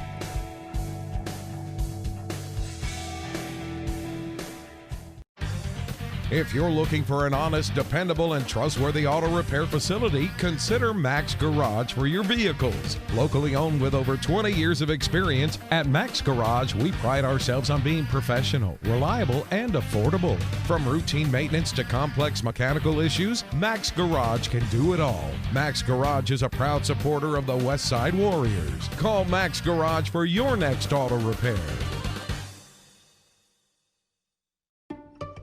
At First National Bank, we always talk about our you first mentality, but in times like this, we've recognized that spirit in others. We'd like to thank all of our frontline workers who've kept our country up and running during this coronavirus pandemic. Medical professionals, grocery store workers, truck drivers, you name it, all putting their safety on the line. Thank you for putting us first. And always know First National Bank will return the favor by putting you first, always. Westside Athletic Booster Club. We're the team behind the team. Becoming a member of the Westside Athletic Booster Club is a rewarding and valuable contribution to the Warrior Nation, our school, and most importantly, our student athletes. The purpose of the club is to promote athletics at Westside High School in an atmosphere that is consistent with the educational philosophy of the school community.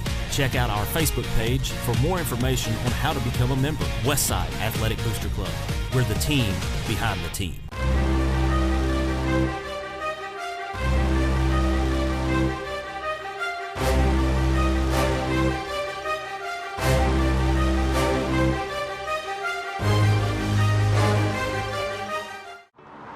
In Jonesboro, we always watch out for each other. We grab an extra can for the food drive. We find the spare change at the stoplight to help make wishes come true. We do the little things. We put on a brave face on our toughest days. And help each other. No one makes us wear these. It's who we are. Now let's do this. And use your hand sanitizer. Be sure to wash your hands. And make sure you wipe down surfaces. And do this. Practice physical distancing. Because it's who we are. We've always protected each other and meant it. It's who we are. It's who I am. It's who I am. It's who I am. It's who I am. It's who I am. I mask up. I mask up. I mask up. I mean it. I mask up. I mean it. I mask up. I mean it. At Ritter Communications, we're dedicated to being a caring community partner. We invest in the communities we serve by supporting local nonprofits, academic programs, local athletics, and events that bring us together. We create the connections that strengthen our communities. Ritter Communications, right by you. In Jonesboro, we always watch out for each other. We grab an extra can for the food drive. We find the spare change at the stoplight to help make wishes come true. We do the little things. We put on a brave face on our toughest days. And help each other. No one makes us wear these. It's who we are. Now let's do this.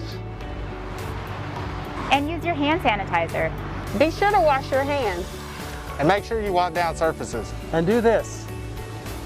Practice physical distancing. Because it's who we are. We've always protected each other and meant it. It's who we are. It's who I am. It's who I am. It's who I am. It's who I am. It's who I am. I mask up. I mask up. I mask up. I mean it. I mask up. I mean it. I mask up. I mean it.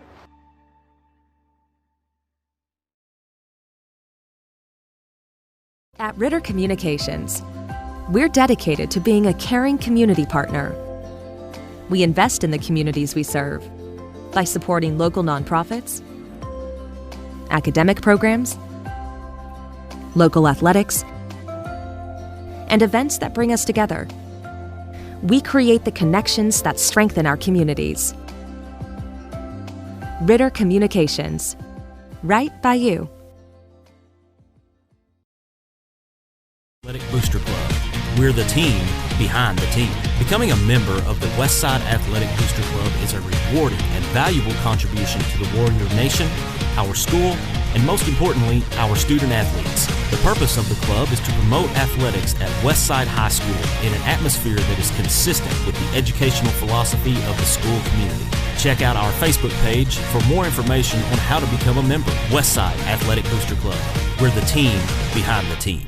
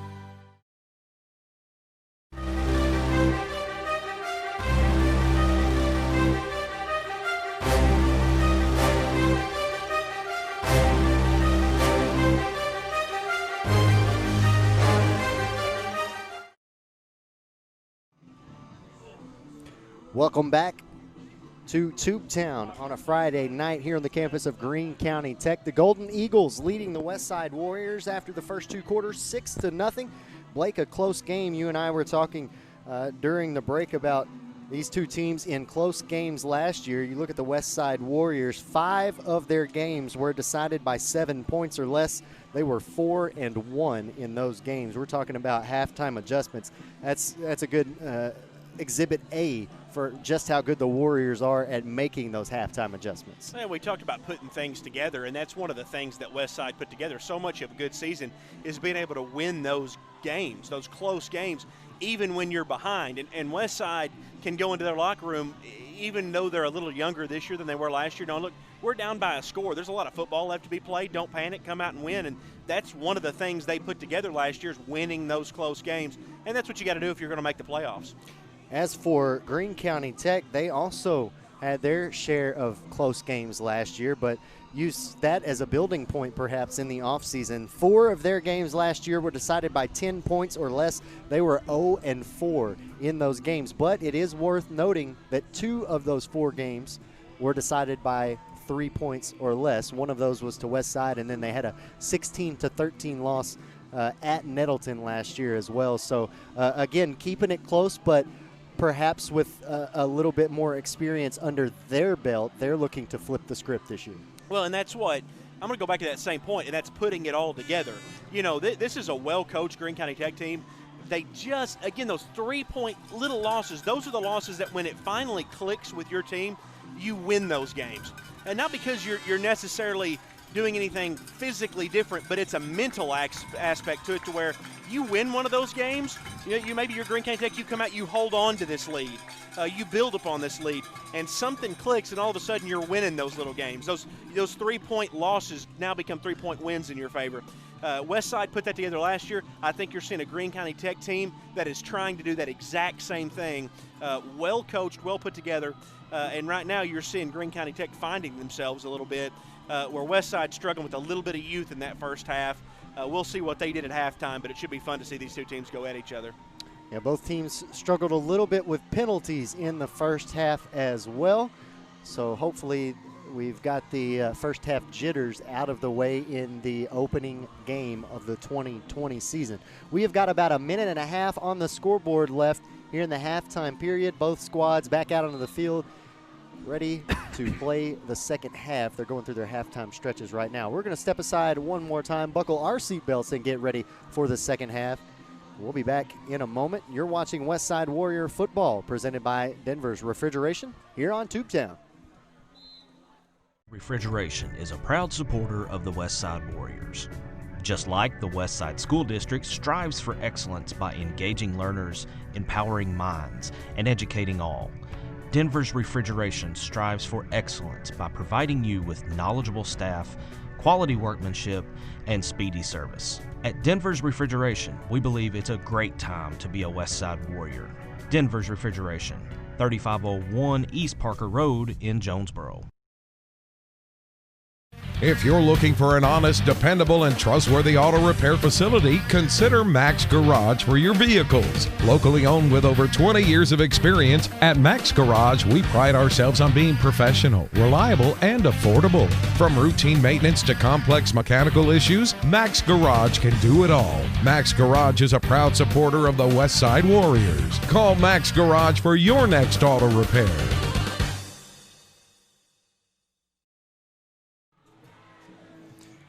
Welcome you back to Paragould. Somebody got stopped by the fuzz right out here by the football game, trying to get here to see this great competition we've got, no doubt. That's it.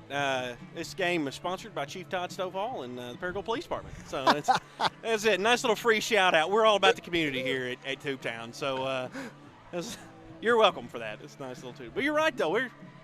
Everybody's involved in this. Everybody wants to get here. Second half, they heard about it. They were watching it on Tubetown, trying to get to the game. You know, speed limit's only 45 out there. It's a 4-lane highway. Remember to slow it down. All right, 6-0 is the score as we get set to start the third quarter of action here. And if you remember, Greene County Tech will start the second half with possession.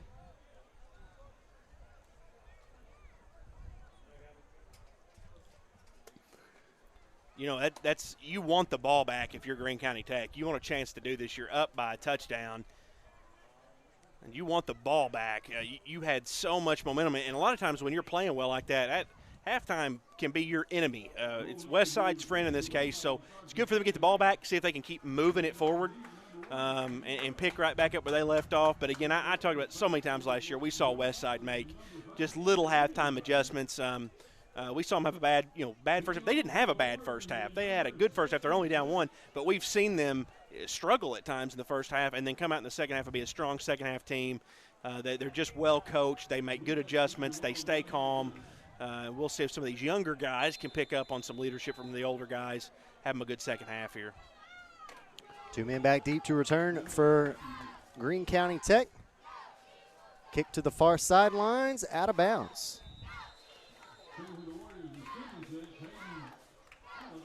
So that's going to be some pretty good field position for Greene County Tech to start the third quarter. Wondering, what Greene County Tech's playbook looks like. They dialed quite a few different numbers in the first half, threw a lot at them. So how big is their playbook? What do they have? What are they going to show us? Yeah, that first drive of the night for them, when actually they're going to re-kick this. Interesting. You back up, but Westside's got another chance at this.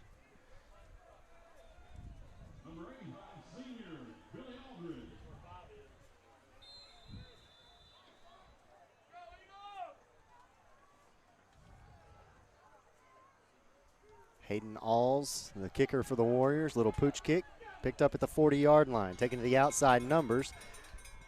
Trying to cut back to the middle of the field, still on his feet, working his way through the pile at the 50-yard line. That was tough, man. That was tough. A tough run.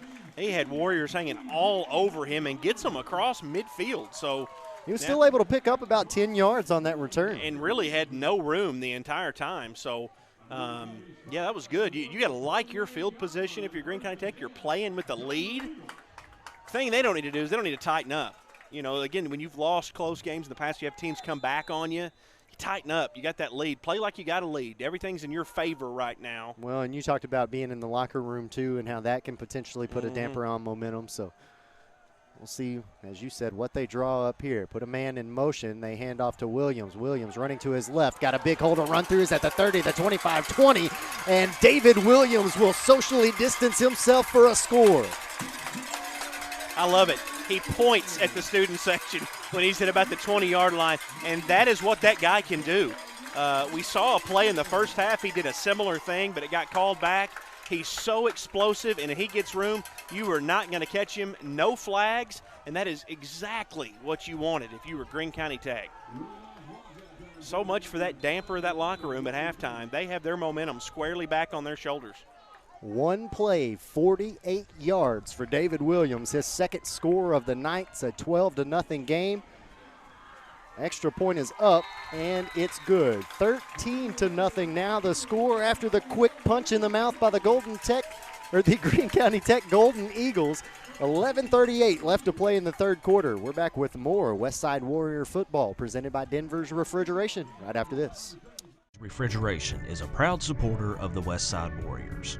Just like the Westside School District strives for excellence by engaging learners, empowering minds, and educating all, Denver's Refrigeration strives for excellence by providing you with knowledgeable staff, quality workmanship, and speedy service. At Denver's Refrigeration, we believe it's a great time to be a Westside Warrior. Denver's Refrigeration, 3501 East Parker Road in Jonesboro. Andy Maness and Blake Gwynn back here with you on the campus of Greene County Tech. The Golden Eagles with a quick strike to start the third quarter. Only 13 seconds gone by here off the clock. Is my math right? Either way, 13-0 is the score. It was a 48-yard run by David Williams to start the third quarter for Greene County Tech, and they've now expanded their lead 13-0. Good kick there. River Engel runs under it, takes it out to the 20.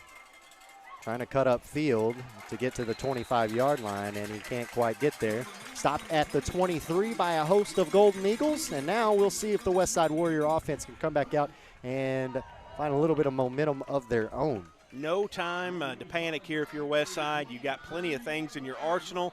You're a good football team and a ton of football left to be played, so no reason to panic. Do your thing, play your game. See if you can get one in the end zone here on this drive.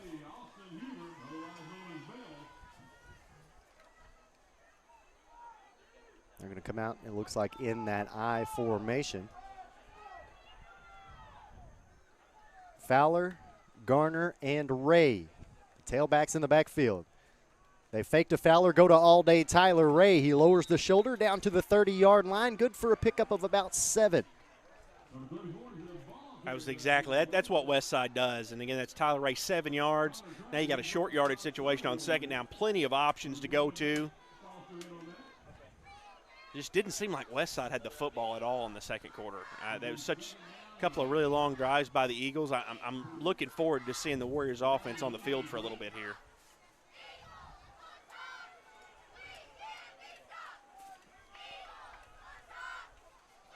No wide receivers here in this set. They go back to Tyler Ray. Ray's got the first down, trying to spin to the 40 or the 35-yard line. He's got the yardage for a Boyle property inspection first down. They'll move the chains. And a couple of positive plays for the Warriors. That's what you want to see right there. I mean, that's bread and butter Westside football. Tyler Ray will carry you home. And as I mentioned, Westside didn't have the ball a ton in that second quarter. They didn't have a chance to do anything. Greene County Tech with 2 really long drives, one of which led to a score. So they're getting their chance now, and they're going to get their chances in this game, and it's about capitalizing on them now. Trying to get the play clock back to 25. I think it got an early start.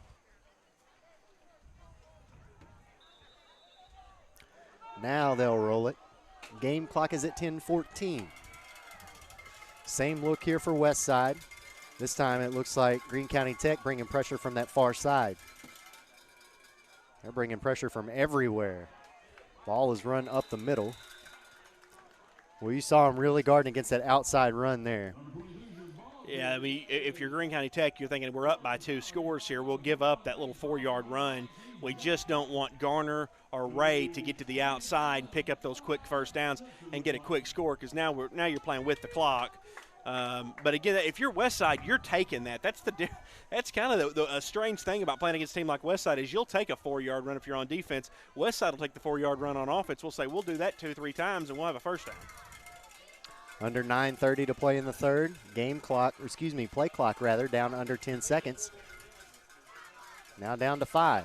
There's the snap. Hand off to Ray, running to his right, fell right into his blockers, but a nice little leap at the end of that run. Picks up a couple extra yards. 3rd and short coming up. Yeah, good little run play. And again, that's if you're Westside, you'll take that because now you've got 3rd and short and a lot of different weapons you can go to here. Greene County Tech's got their work cut out for them trying to make a stop here on the 3rd and short. How about that extra effort on that leap by all day Tyler Ray? That 2 yards is a difference in 3rd and 5 and 3rd and 3. No, you're exactly right. And again, Westside will take that. They're doing their bread and butter right here. And they can throw a lot of things at you on 3rd and 3. Staggered I formation with one wide receiver. They fake one way, run right to the other. And it is stopped defense at the line of scrimmage. Yeah, great stop there by the Golden Eagles. Trying to see who that was on the carry. I think it was maybe Connor Crane. You mentioned that Greene County Tech's guarding the edges, and that was an example of that. Westside tried to go on the edge, try to change things up a little bit, and they were right there because they're guarding the edges. Consequently, they've given up a little bit up the middle, but right now you force Westside into a 4th down situation. Well, it's 4th and they've got it 4th and 3 on the scoreboard. It looks a little closer to 4th and 2. Short yardage situation, you said it, that's Westside's specialty. Everybody coming for the Golden Eagles. There's the handoff. All day Tyler Ray lowers his shoulder down to midfield. He's got the 1st down. There's not a ton you can do that. Even if you would have made contact with him there, he was getting past the line of scrimmage. Too much momentum coming out of that backfield. And, a lot of that comes from the weight room. A lot of that comes from having a strong base underneath you.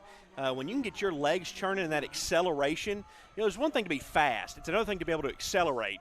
And that's what Ray does well. He's not the fastest guy in the world, but he accelerates and gets up the top speed quick. And, man, you're going to pick up 3 or 4 yards when you're going that fast by the time you get back to the line in first contact. Well, and you said it, his base of gravity is so low, he can just bounce off of those guys instead of getting taken down. Here he is again on 1st and 10, bounces to the outside at the 45. He's at the 40 and runs right into the defender at the 35-yard line. And Matthew Wells with a potential touchdown-saving tackle brings down Tyler Ray at the 35-yard line. Tyler Ray needs to go back and shake every one of his linemen's hands right there. That was a perfectly executed play. The holes opened perfectly for him. And to do that without getting a holding penalty on you, to open gaps like that against a good Greene County Tech defensive line, that is perfectly drawn up, perfectly executed. And, again, vintage Bobby Engel Westside football. One of the biggest runs of the night for the Warriors, maybe even the biggest. Again, they come out with that staggered I formation, under 10 left on the play clock. There's a handoff to Ray again, runs right up the middle and got hit pretty hard at the 30-yard line. He's still going to pick up, again, 3 yards on 1st and 10. I like what they've done here. Again, we've seen the pass plays from River Eagle, but, again, make them stop you running the football. When they do, you can pull out the passing plays, but make them stop you. And again, the 3-4 yard gains will work for Westside, going right up the gut. But you force Greene County Tech, they're guarding the edges. They don't want to give up anything big. They're just looking for a stop, even if it's a 4th and short stop. 2nd and 7 coming up here, back to the power I formation, no wide receivers. And off to the right, I think that was Hodgins on the carry, and he is stopped for a loss.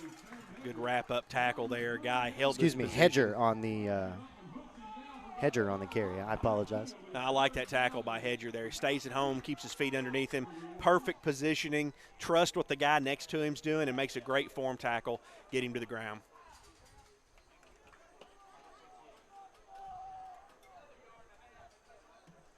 Third and 8 now coming up for Westside. They come out of the huddle in the shotgun formation. A different look here on this drive. Garner lined up near the line of scrimmage. Hedger in the slot. Kessler, Engel. It's a screen maybe. Nope. They're just going to Hail Mary to the end zone. And wow, that Golden Eagle defender was draped all over Cameron Hedger on that play. I think that was Matthew Wells on the coverage there, but Blake, he had hands all over him. Yeah, if you're Westside, you're going to want the pass interference penalty right there, and that's a tough no call right there. However, he did not get the call, so it's a good defensive play.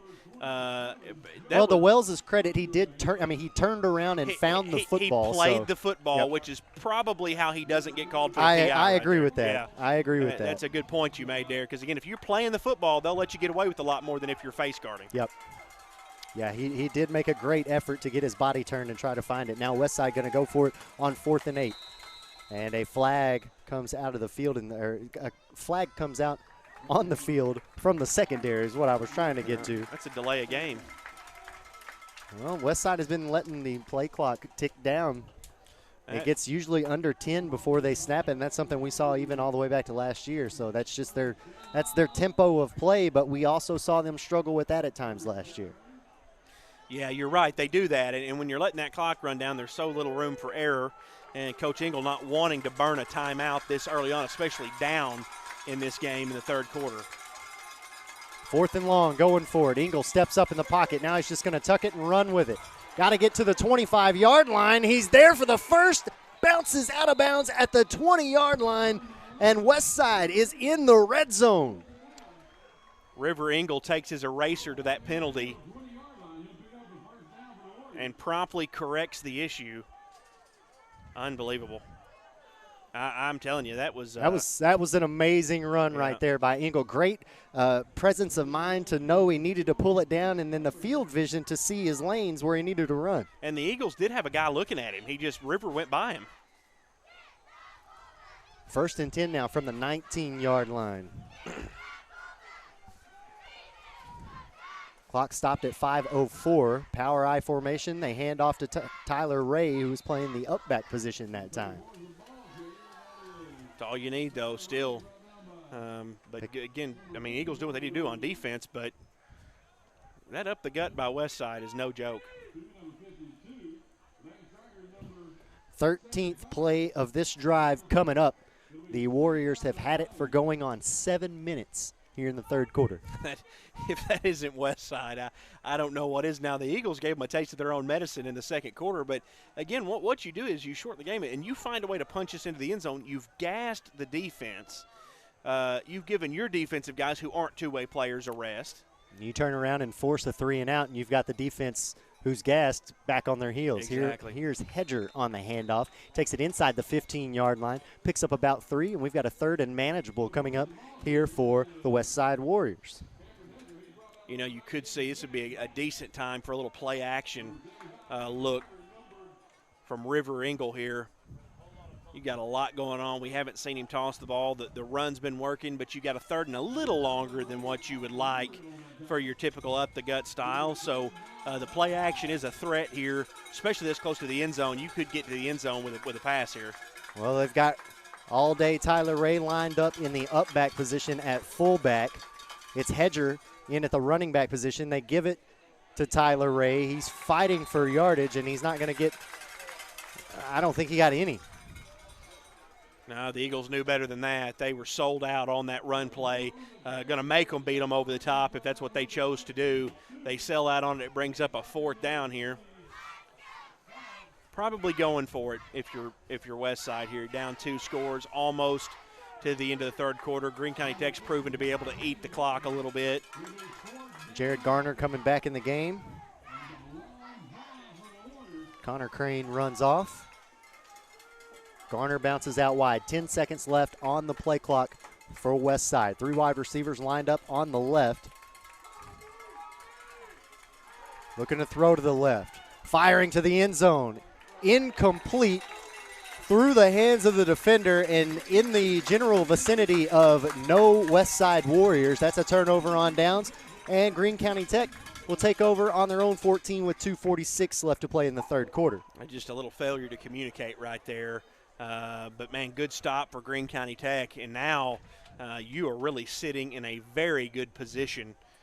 Up 2 scores, 2 minutes left in the third quarter, and you're wanting one of those good long drives. You can let David Williams do a little bit of running here. There's a 14-play drive that results in 0 points there for Westside. Vaughn goes in motion. They hand off to Williams, running to his right. Stutter step in the backfield. Now he's going to reverse direction. No, continues to move upfield. at the 20, lost the football as he went out of bounds. They'll spot him out right at the 20. It'll be 2nd and I think 5 coming up. You know, there's just certain guys that you see, and then they're at the high school level, they're at the college level, professional level, that they get into that big crowd of people, and you're just not sure that the play is done until somebody blows the whistle. Because these guys, he'll get into a big crowd like that, and all of a sudden he'll pop out of nowhere and he's gone. And, I mean, he stayed on his feet for probably 5 to 10 seconds longer than he should have just by being quick.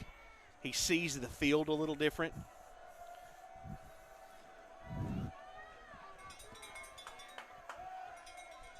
Three wide receivers, 2 backs in the backfield. Handoff up the middle. And Williams again with the carry, moves it to the 25-yard line.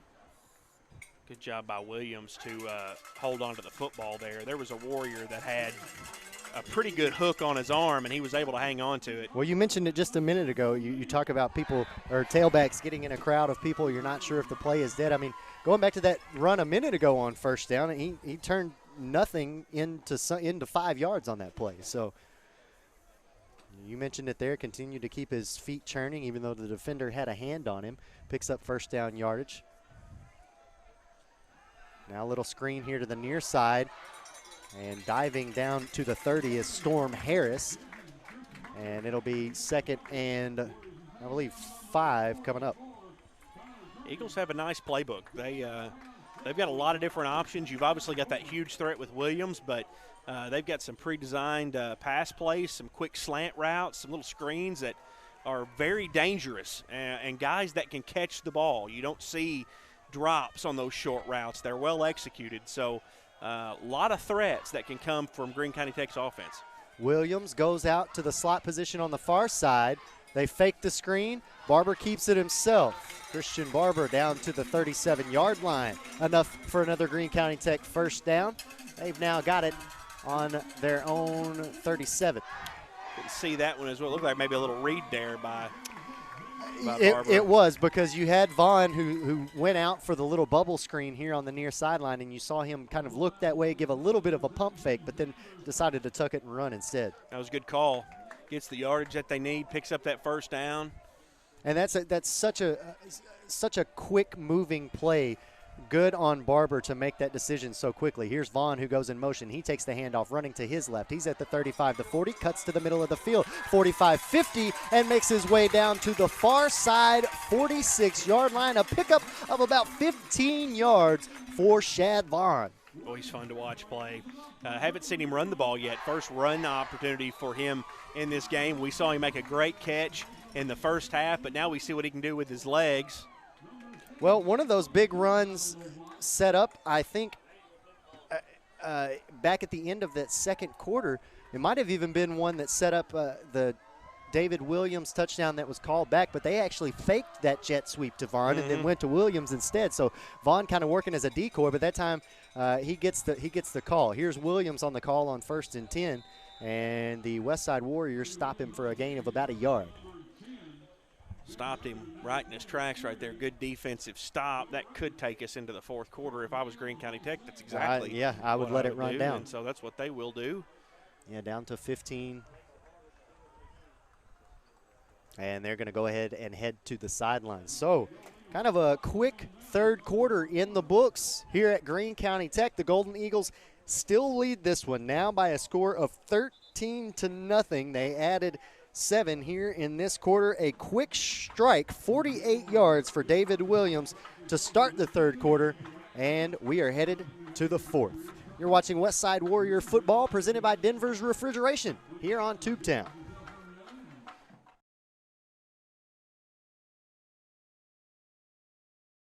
Denver's Refrigeration is a proud supporter of the Westside Warriors. Just like the Westside School District strives for excellence by engaging learners, empowering minds, and educating all, Denver's Refrigeration strives for excellence by providing you with knowledgeable staff, quality workmanship, and speedy service. At Denver's Refrigeration, we believe it's a great time to be a Westside Warrior. Denver's Refrigeration, 3501 East Parker Road in Jonesboro. Andy Manus and Blake Gwynn back here with you on the campus of Greene County Tech. It's a 13-0 score to start the fourth quarter. Tech with the lead over the Westside Warriors. We want to remind you tonight's game is sponsored in part by Boyle Property Inspection, First National Bank, Max Garage, and Kevin Kirchhoff of Coldwell Banker. You know, Warriors not played poorly in this game. They just can't really get it going on offense. Got to credit the Eagle defense. And Eagle, absolutely. I mean, you know, Westside's not playing poorly here. They just can't get anything going offensively. And the Eagles throwing a lot at them from an offensive standpoint. Vaughn goes in motion here on the sweep. Tried to cut upfield, but he's going to keep bouncing outside. He's at the 40, the 35, down the far sideline, knocked out of bounds as he crosses the 30. Yet another big run out of the backfield for Shad Vaughn. You know, Vaughn got a lot of help from his blockers on that play right there. You know, he goes to the outside. He had a wall of blockers, and he just went with them all the way to the sideline till he ran out of room. You know, Vaughn was limping back kind of over to the huddle. And then they go right back to him. So whatever it was, he got right back on his feet quickly, got some good blocks. And well, great blocks, but a great job by Shad also using his vision there. Because, I mean, you saw him start to cut up about the time he got to the hash marks, and then you saw him continue to bounce that run to the outside. It's because he saw he had some blocks on the outside numbers, and so it'll pick up a couple extra yards because of it. Now 1st and 10 from the 29-yard line. Vaughn goes back in motion to the left this time. They fake to him. Barber's going to keep it himself. Bounces to the outside numbers, now to the inside, and he will get dropped at about the, let's say, the 23-yard line.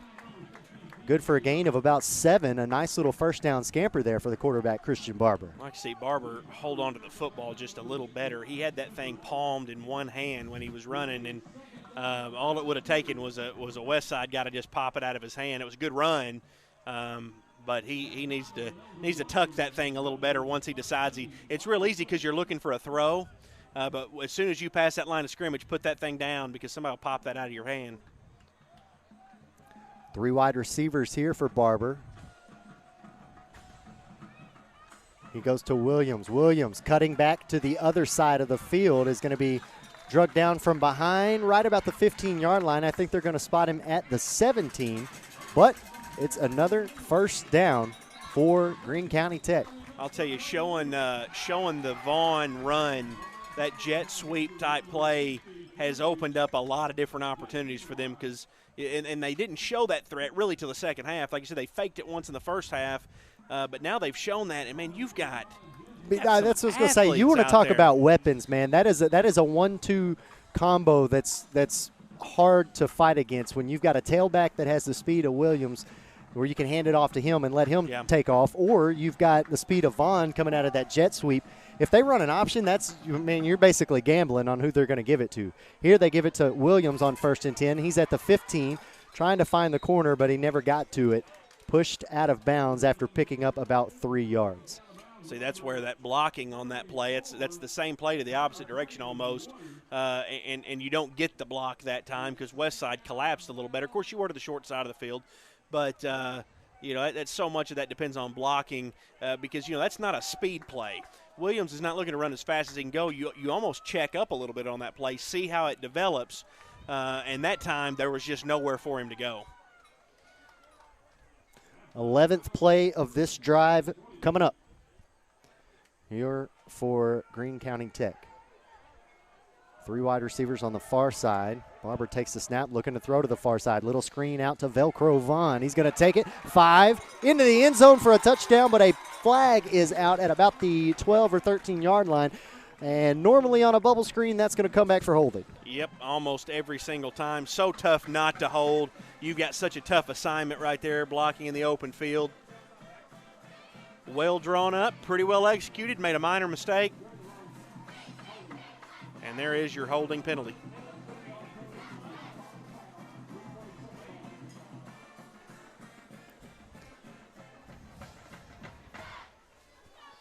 So that touchdown is the second one to get taken off of the scoreboard because of a Tech penalty here in tonight's game. You have to think about that those are two, and the penalty on the Williams touchdown that got called back was really after the play, and so you've got a couple of penalties there. That one contributed definitely probably to the score a little bit, but you've had 2 touchdowns taken off the board. They send Williams in motion on the jet sweep. He finds the corner at the 20, the 15, makes a move at the 10, but is brought down by his jersey. An excellent job on the tackle there by Cameron Hedger. Certainly a touchdown-saving tackle because Williams was about a juke move away from finding the end zone again. I'm going to tell you, Hedger grabbed him by his jersey. That was a touchdown if Hedger doesn't get him by his jersey and hang on to him there. That's a good tackle. What a pickup on the ground there by David Williams, though. It looked like they had him hemmed up in the backfield, and he just outran the defense. Mm-hmm. And, again, he was gone if somebody didn't get him by the jersey. In the breakaway jersey era, that he was gone. That's a touchdown.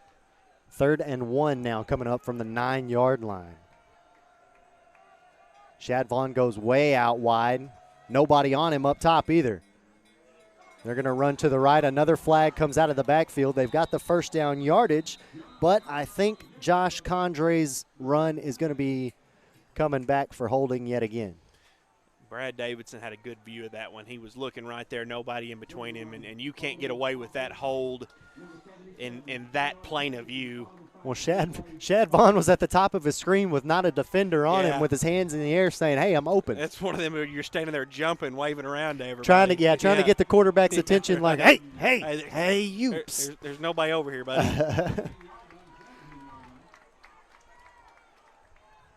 Tech's got the weapons, though, to get right back in this thing. We've seen them do this a couple of times now. So if you're Westside, you're trying to make them pay for that penalty right there. Trying to make them pay for 2 penalties, really. Condre in the backfield. Vaughn from left to right. They fake the sweep to him. Barber keeps it himself. Bounces to the 15-yard line and will get dropped at about the 14. And that should bring up 4th and about 8, maybe 7. Well, maybe 6. Keep marching it down here. Greene County Tech does have the field goal range here.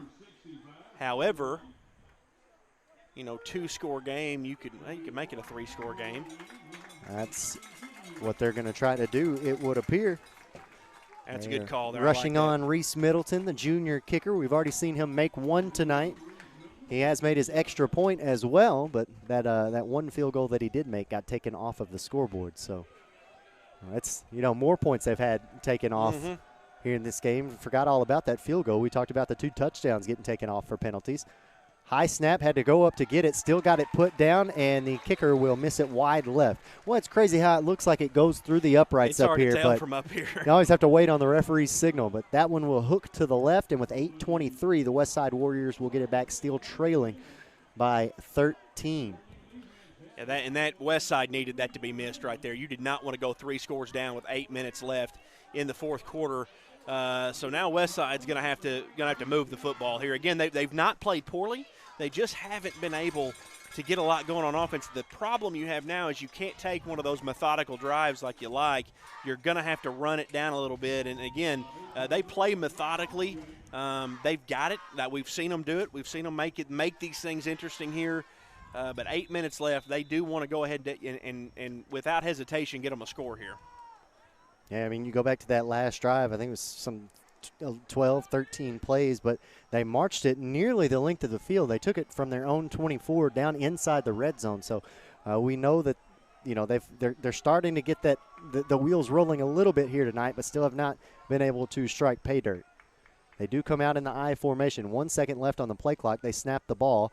Tyler Ray with a big hole to run through on the far side of the field makes his way down to the 30-yard line, and all day Tyler Ray picking up about 9 will make it 2nd and 1. Good run there, gets a good hole, and he finds it, and that's what he does well. He finds those holes that are opened by his line. We'll see what they draw up here now. Under 8 minutes left to play. Boy, they took a long time to snap that football. They do, and they eat up so much clock, and it works in their advantage, especially if you've got a lead. But they eat a lot of clock. That's just the nature of their play. And you don't want to get too par away from what you do. Can't put the cart ahead of the horse. You need a score right here in any way possible. Here's that handoff. Ray takes it across the 30, gets the first down. Clock will stop at 7:34 while they reset the chains. So there you go. You get your first down relatively quickly. Do stop that clock. And you did it while still staying within your game. So, ideally, you look maybe to get a score by around the 6-minute mark, hopefully, and then a quick stop of Greene County Tech, and you can leave yourself, at least you're looking to at least leave yourself a 2-minute drill for a second score. But, again, you got to get the first one, so you don't want to get too far away from yourself trying to hurry up and make a mistake, because if you never get the first one, the rest of it doesn't matter. Hedger takes the pitch running to his right, tripped up, and will get tackled at about the 33-yard line, but a flag comes flying out near the end of that play. And I think this one's going to come back against Westside. And we've got Kessler Engel, who is down right now at about the 37-yard line. Well, you don't want him to be down. He's a hands guy. You lose a little bit of your passing opportunities. And down 13 here in the fourth quarter, you would like to see him get right back in the game, because you're going to need that passing threat if you're going to come back and win this football game.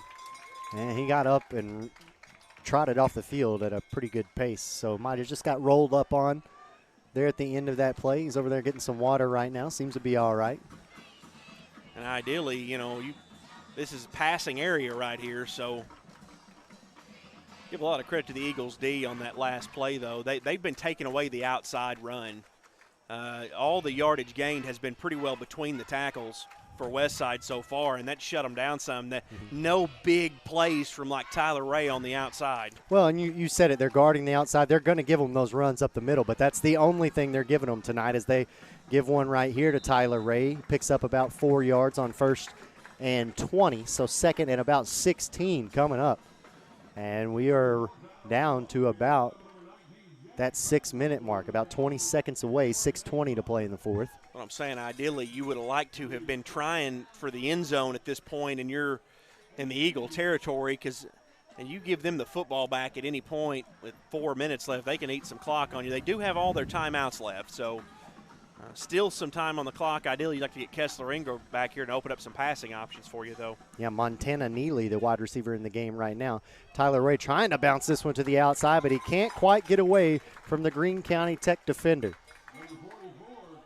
Eagles defense has just done what they've needed to do. This is not an easy Westside offense to stop, and so many times they're offensively Westside's not flashy, but they just gain so many yards. But again, the Eagles have taken away the corners, and that's where you'll find your big plays. That's where you'll find those big long run plays. And right now, Westside cannot get anything going outside of the tackles at this point. 3rd and 18 coming up.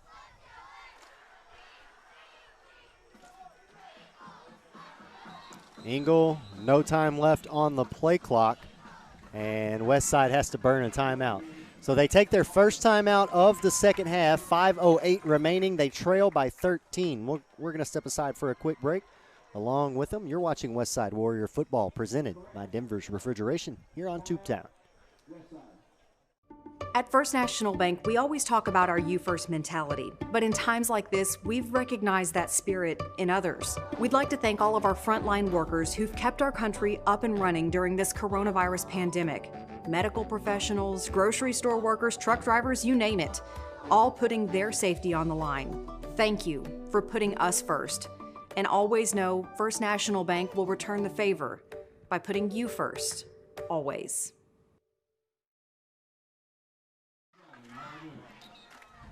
Westside calling their first timeout of the second half with 5:08 remaining in the fourth quarter. They trail 13-0.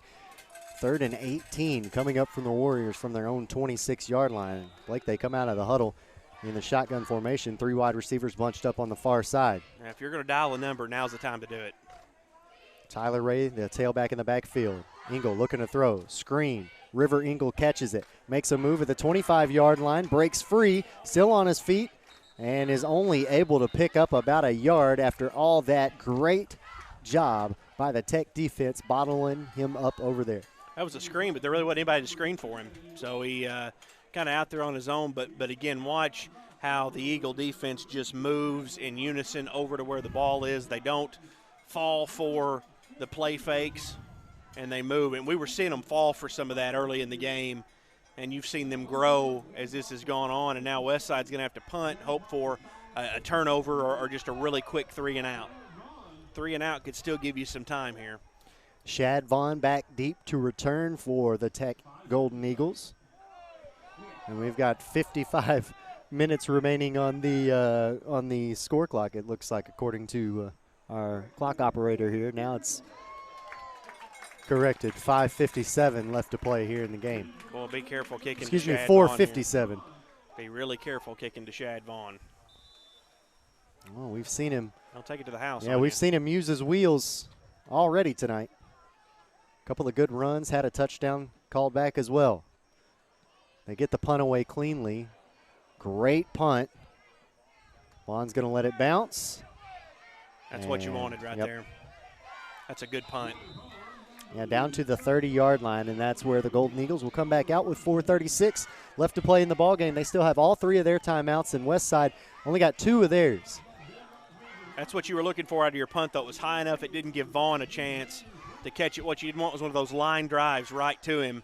And it gives him some time to get loose and get some speed built up. So you give yourself a chance. Maybe you get a hat on the ball, you get a fumble. There's some things you can do. But I will tell you, this has been a tremendous effort on both sides of the ball by Greene County Tech. And they've had some mistakes. They've gotten away with some mistakes, but just didn't allow Westside to do anything on the offensive side of the ball once again on that last drive. So this is a defensive battle right now for Westside. All you can do is play good defense and do what you can. You got to take it one play at a time. And this Eagles team, nothing special at this point. Time is on your side. See a heavy dose of David Williams in your future, or maybe not. They threw it. Pass out to Storm Harris. Trying to set up a little screen on the outside there, but the pass too low for Harris to haul in. Pretty safe play right there, though, taking that screen pass. It's been well executed all night by the Eagles. So, again, even if he catches it, goes down, you're still at the line of scrimmage. Pretty safe play as long as somebody doesn't shoot the gap on you. Yeah, made sure that it was plenty far forward as well. That's something else you see a lot on screens. Don't want to backwards. Don't want to throw it backwards or horizontally. So 3 wide receivers bunched up here on the near side, and they're going to let Williams run it to his left. Got a wall of blockers. He's at the 35. And Westside trying to rip that football out of there at the 40. Seeing a lot of trying to strip the football. That's what you're trying to do, force a fumble. That's a first down run there for David Williams. Had a pretty good night. Excellent start to the second half for David Williams as well. He's been big for them. Going to be a big key piece for them all season. If everybody can stay healthy for them. Another screen out to the outside. Got the block. And I think that was Storm Harris picking up a first down. You know, I'll tell you something that I'm seeing out of this Golden Eagles team that I have not seen out of them for years. You've got some of your basketball players playing football. Some of their best athletes in the school are playing. That's how Jeff Conaway got to the playoffs and won a playoff game back when he was here. And I'm seeing that again out of this team, and it's paying off for them with some talent on the field right now. They fake to Vaughn on the sweep. They go to Williams. Williams with some dance moves on the outside numbers will get knocked out of bounds after he picks up another Tech first down. Does stop the clock, but the closer you get to that field, the closer you get to maybe being able to try to kick a field goal again, score another touchdown, because another score here is a complete dagger. So they're just doing what they need to do. When you've got David Williams in the backfield that can run it like that, this is a good time of day for you. When you talked about some of the basketball players on the football team, Shad Vaughn, one of those, and obviously one of the most athletic guys out there, actually took last year off from football, put on 18 pounds. So comes back a much more improved target, if you will, at wide receiver. You give a lot of credit to Coach Gio, because that takes cooperation from both coaches to be able to do. That doesn't happen at every school. It's a disservice to the kids, quite frankly. But Jeff Conaway and Scott Bolin were able to do that. I was calling ball games here when that happened. They made the playoffs, and it was because they had those inter-sport cooperations. You get your skill position guys that are multi-sport guys, and you get all this talent on the field, and then you back them up with a good offensive line, and all of a sudden you've got a good-looking offense. Looking good so far here tonight. Here's a screen out to Vaughn. Vaughn at the 25, the 20. It's at the 15, 10, 5. Touchdown, Shad Vaughn. Touchdown, Greene County Tech. Vaughn had the one called back earlier, but he gets to have a dagger. Him and Williams in this second half have been so big. A 32-yard reception off the screen for Shad Vaughn. We have a penalty? I think we had a penalty. We did. Penalty marker down at the 30-yard line. So 2 touchdowns called back for Shad Vaughn. You hate to see that on senior night. And that brings up 2nd and 20 now instead of a touchdown and an extra point attempt. Shad Vaughn comes begrudgingly back over to the sideline. You know, he's had such a good second half, and he's barely going to be in this box score. But make no mistake about it, he has had a great second half. Boy, and that's when you want to go over and kind of give your teammate a little shove after that one, because that hold didn't occur near that play, and you know, you make such a good move to get into the end zone as well. 2nd and 20 coming up. Handed off running to the left. Tyler Ray there to make the tackle. Matthew Wells on the carry.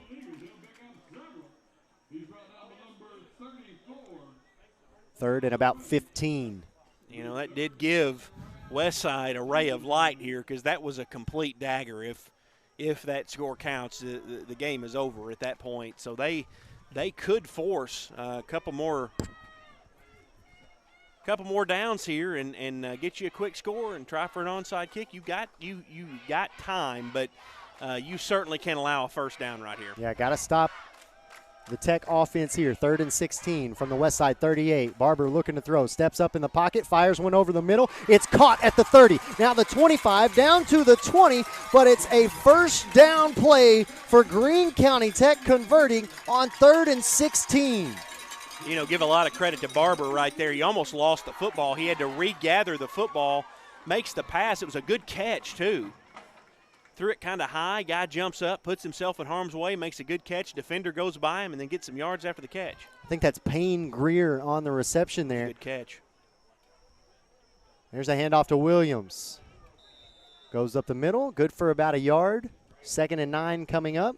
Clock continues to roll. Boy, this has been a long drive here. They've eaten a lot of time off the clock. Yeah, they took over. They actually only took over with 4:36 left to play in the ball game, but they have had the football forever. Some of that's been penalties and score that came back, but needless to say, they're going to leave Westside with little to no time left, which is what you started with the intention of doing. If you can just score, that's just a bonus. Barber looking to throw to his left. Hit as he throws. Got a man at the 10, the 5, and it's Max Jernigan in for the score. Now it's 19-0 with under 2 left to play in the ball game. That was a good throw and catch by Barber and Jernigan. Hit him right where he wanted to hit him. Jernigan turns it upfield and scores, and there is a dagger. There wasn't anybody within 15 yards of him. Nobody near him. Nobody near him. Well executed play by the Eagles, but lapse in the Westside defense, and that is an absolute dagger.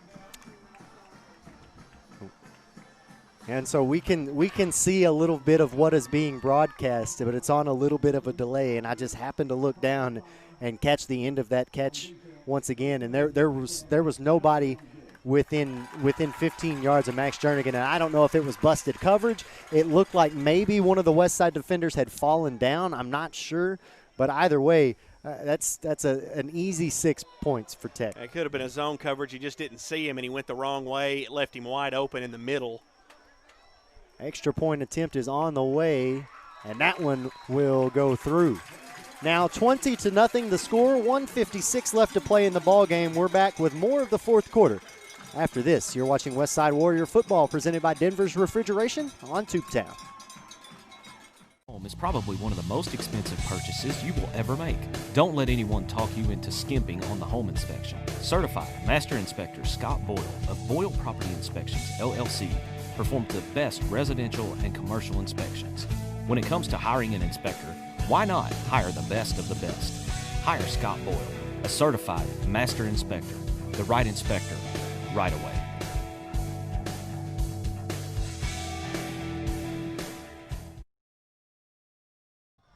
Back here with you on the campus of Greene County Tech following a 15-yard touchdown pass from Christian Barber to Max Jernigan.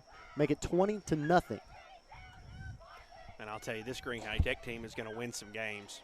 They're looking good. I mean, they're going to win some games. They've had you start counting up the points that they've given back to penalties. If they correct some of those. We saw 3 touchdowns get called back and a probably 25-yard field goal. Mm-hmm. Kickoff taken inside the 20 by River Ingle out to the, Kessler Ingle rather, out to the 25-yard line. You know, Westside, again, you're going to get shut out and you're going to have a bad taste in your mouth. But in the end of the day, there was some things done well. It was not a disaster of a game for them by any stretch of the imagination. You're going to have a bad taste in your mouth again because you come in here and barring a touchdown here, which they could still score. Got a minute 51 left on the play, but you'd love to break that shutout, get something going with your offense. But so far been shut out in this game. However, they've got a lot to build on. They're young. They're playing a lot of sophomores. And that's going to happen, especially when you have a weird abbreviated offseason. These guys needed those reps. They needed that contact experience, and so far they've not had it. They really did, especially with having to lean so heavily on one player last year in Logan McPherson, and now you don't have him this year to kind of carry that load, if you will, as Tyler Ray takes it to the right on first down, good for a couple of yards. 2nd and 8 coming up. But you're right, missing out on those reps when you're trying to essentially, I don't want to say start from scratch, but you're starting fresh here with a brand new squad essentially. So you need those reps at the beginning of the year certainly to try to get the wheels turning. And you're right, they just may not have had enough coming into tonight's game. Well, you got some pieces. I mean, you've got Tyler Ray, you've got River Ingle, and they're going to be okay. And that's the thing I think I can want to impress to Warriors fans, to the team itself, is that you've got those pieces. You've got some young guys. You're going to get better each passing game. Ingle's going to tuck it and run here, the 40, the 45, and he'll run out of bounds just shy of the 50. But you definitely saw a Greene County Tech team here who's starting to put some things together, that's got some skill position guys that are very talented. They're supported well by a good line, and they're going to win some ball games this year. They're always in that tough conference. It's tough, but they're going to win some games because they've got some things they can clean up and be even better than we saw tonight. And make no mistake, this Westside defense, they have broken a few times, but they were no slouch, and they have scored and scored well and moved the football. Looking to throw, sacked from behind, and that will keep the clock rolling under 50 seconds left.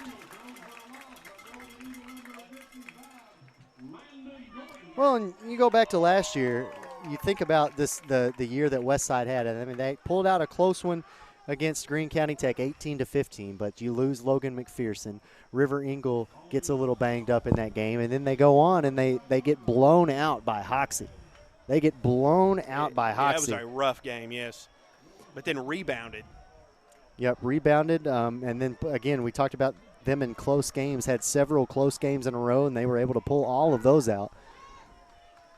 And, again, Ingle is sacked from behind. Just trying to make something happen and had nowhere to go. And that will bring us to the end of the football game. Greene County Tech successfully defends their home field on opening night of the 2020 season, a final score of 20-0 over the Westside Warriors.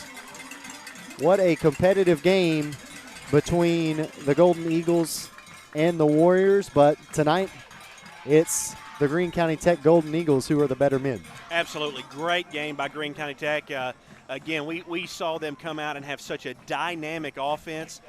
They cut everything off around the edges for Westside and just shut them out. And it's not an easy offense to shut out, and it's not an easy defense to score against. Ton of credit to Greene County Tech. But, hey, Westside's going to be just fine. They've got a lot of pieces. They've got some young guys that are going to grow into their positions. They had a short off season. They're going to be just fine.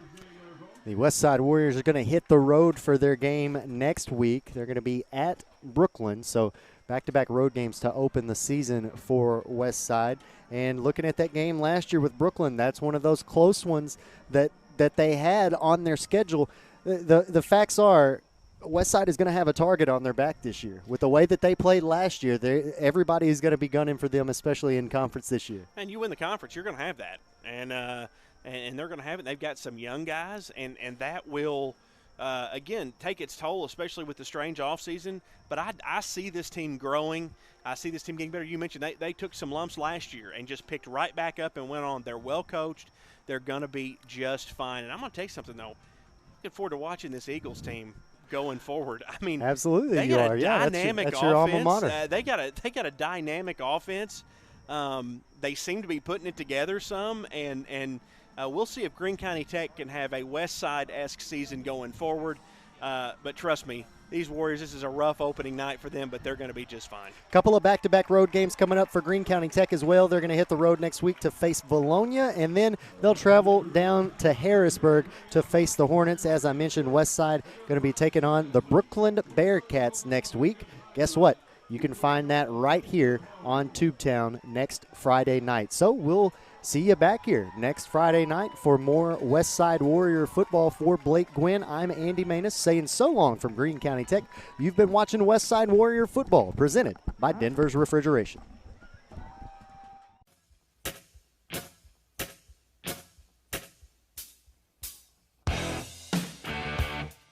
Denver's Refrigeration presents Westside Warrior Football on Tubetown.